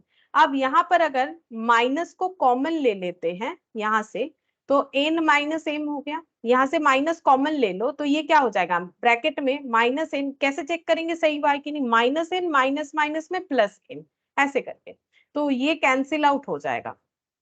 कितना आ गया, माइनस वन। देखो डी पता चल गया, जैसे डी पता चल गया, कोई भी एक इक्वेशन में डी का वैल्यू पुट करके ए निकाल सकते हैं, तो यहाँ पुट कर लेते हैं, M equal to A plus N minus one minus one, D का वैल्यू मैंने पुट कर लिया, D equal to minus one, put D equal to minus one in equation two. तो M equal to A plus, ये देखो N minus one, मतलब minus N minus minus में plus one, तो ए निकालना चाहिए। तो ए कैसे निकालेंगे, M plus N minus one equal to ए को एक साइड में रखा, बाकी डेटा इधर निकाल लिया, तो ए का वैल्यू भी निकल गया। अब हम लोग टी आर नंबर टर्म निकाल सकते हैं। टी आर का मतलब है A plus R minus one into D, A M plus N minus one, R जैसा है वैसा ही रहेगा, डी है माइनस वन। अब इसको क्या करना है, कुछ नहीं, बस ब्रैकेट ओपन करके सिंपल प्लस माइनस करना है, ये रहा m plus N minus one minus r plus one, तो कैलकुलेट करके ये हो जाएगा m plus N minus r. T r, ठीक है, m plus N minus r. एक बार चेक कर लेते हैं पहले, m plus N minus r, option d, ठीक है। अब देखो ये क्वेश्चन और जो मैंने तुम लोग को एग्जांपल दिखाया ना, बिल्कुल एक ही क्वेश्चन है। अब मैंने पहले ही बोला था इसमें टाइम लगेगा, क्यों टाइम लगेगा, क्योंकि कैलकुलेट नहीं हो पा रहा है ना। जैसे देखो यहाँ पर अगर 2 3 कुछ भी हमें पता होता है तो वो शॉर्ट हो जाता है, ये m-1 ही रह रहा है, तो कितना बड़ा दिख रहा है, कैलकुलेशन डिजिट्स सारे बड़े बड़े दिख रहा है, इसीलिए टाइम लग रहा है। बाकी वो क्वेश्चन और इसमें कोई फर्क नहीं है, कोई फर्क नहीं है। बस इतना ही फर्क है कि ये ए बी सी डी में बोला है, मतलब पूरा एल्जेब्रिक वे में बोला है, कुछ भी नंबर का यहाँ फंक्शन है ही नहीं। तो ये देखो हम लोगों ने क्या किया, ये गिवन था, ये गिवन था, क्वेश्चन में बोला था, बोला टी आर निकाल के दिखाओ, ठीक है। तो हम लोगों ने जनरल फॉर्मूला लिखा और उसके बाद जो दिया था वो लिखा, बोला कि टी एम का वैल्यू एन है, तो टी एम का मतलब क्या हो जाएगा, ऐसे हो जाएगा, एन के जगह एम लिखेंगे, एन यहाँ पुट कर दिया, ये जो है हम लोग का कैलकुलेट होके जैसा है वैसा ही रहा। अब टी एन हमें बता दिया एम, तो टी एन का मतलब होता है A plus N minus one into T, तो यहाँ पर एम लिख दिया हम लोगों ने, बाकी जैसा था। अब ये और ये दोनों को हम लोगों ने सॉल्व किया। अब सॉल्व करने का तरीका ये सबसे आसान होता है, एलिमिनेशन मेथड, 1 - 2 कर दिया, तो 1 में ये है, इधर ये है ये दोनों नीचे नीचे लिखा और इधर लेफ्ट हैंड साइड वाला डेटा नीचे नीचे लिखा, फिर दोनों को कर लिया मैंने माइनस, माइनस करने से ए कैंसिल आउट हो गया। और इसको देखो मैंने पूरा एज इट इज लिखा ताकि तुम लोग को समझ में आए, कोई समझने में दिक्कत ना हो। m-1 into D minus n-1 into D, और ये देखो n-m, यहाँ से d कॉमन ले लिया, n-m बचा, फिर d कॉमन जो है वही रहा, ब्रैकेट ओपन करके सॉल्व करके देखो, प्लस माइनस आराम से कैलकुलेट करके देखना, -1 आ रहा है। अब ये d को यहाँ पर ये इसमें या इसमें किसी भी एक इक्वेशन में पुट करने से हम लोग को क्या मिल गया, a मिल गया। अब यहाँ पुट कर दिया, पुट करने से हम लोग को क्या मिल जाएगा, टी आर, क्योंकि जब भी हम लोग किसी टर्म को कैलकुलेट करेंगे, जैसे मान लो हम लोग कैलकुलेट करें T N, A plus N minus one into D, ये टर्म का आंसर हम लोग कैसे निकाल सकते हैं, हमें ए पता होना चाहिए, एन पता होना चाहिए और डी पता होना चाहिए, -1 तो फॉर्मूले में ही है ना। तो इन, अब देखो ए पता कर लिया हम लोगों ने, डी ये भी पता कर लिया हम लोगों ने, एन एन पता था, आरएथ टर्म, एन क्वेश्चन में पता था आरएथ टर्म, इसीलिए ए और डी निकालने से ही हम लोग का कैलकुलेशन हो जाएगा। तो इसीलिए देखो हम लोग के पास एक ऑप्शन के साथ ये आंसर मैच हो गया, दैट इज ऑप्शन डी। बाकी वो क्वेश्चन और इसमें कोई फर्क नहीं है। तो यहाँ देखो हम लोगों ने 8 तक किया है, इसके बाद और भी है, काफी सारा क्वेश्चन है, लेकिन ये हम लोग नेक्स्ट क्लास में करेंगे, ठीक है। तो आज इतना ही कर रहे हैं, लेकिन तुम लोग फॉर्मूला अच्छे से देखो, नहीं तो नहीं कर पाओगे।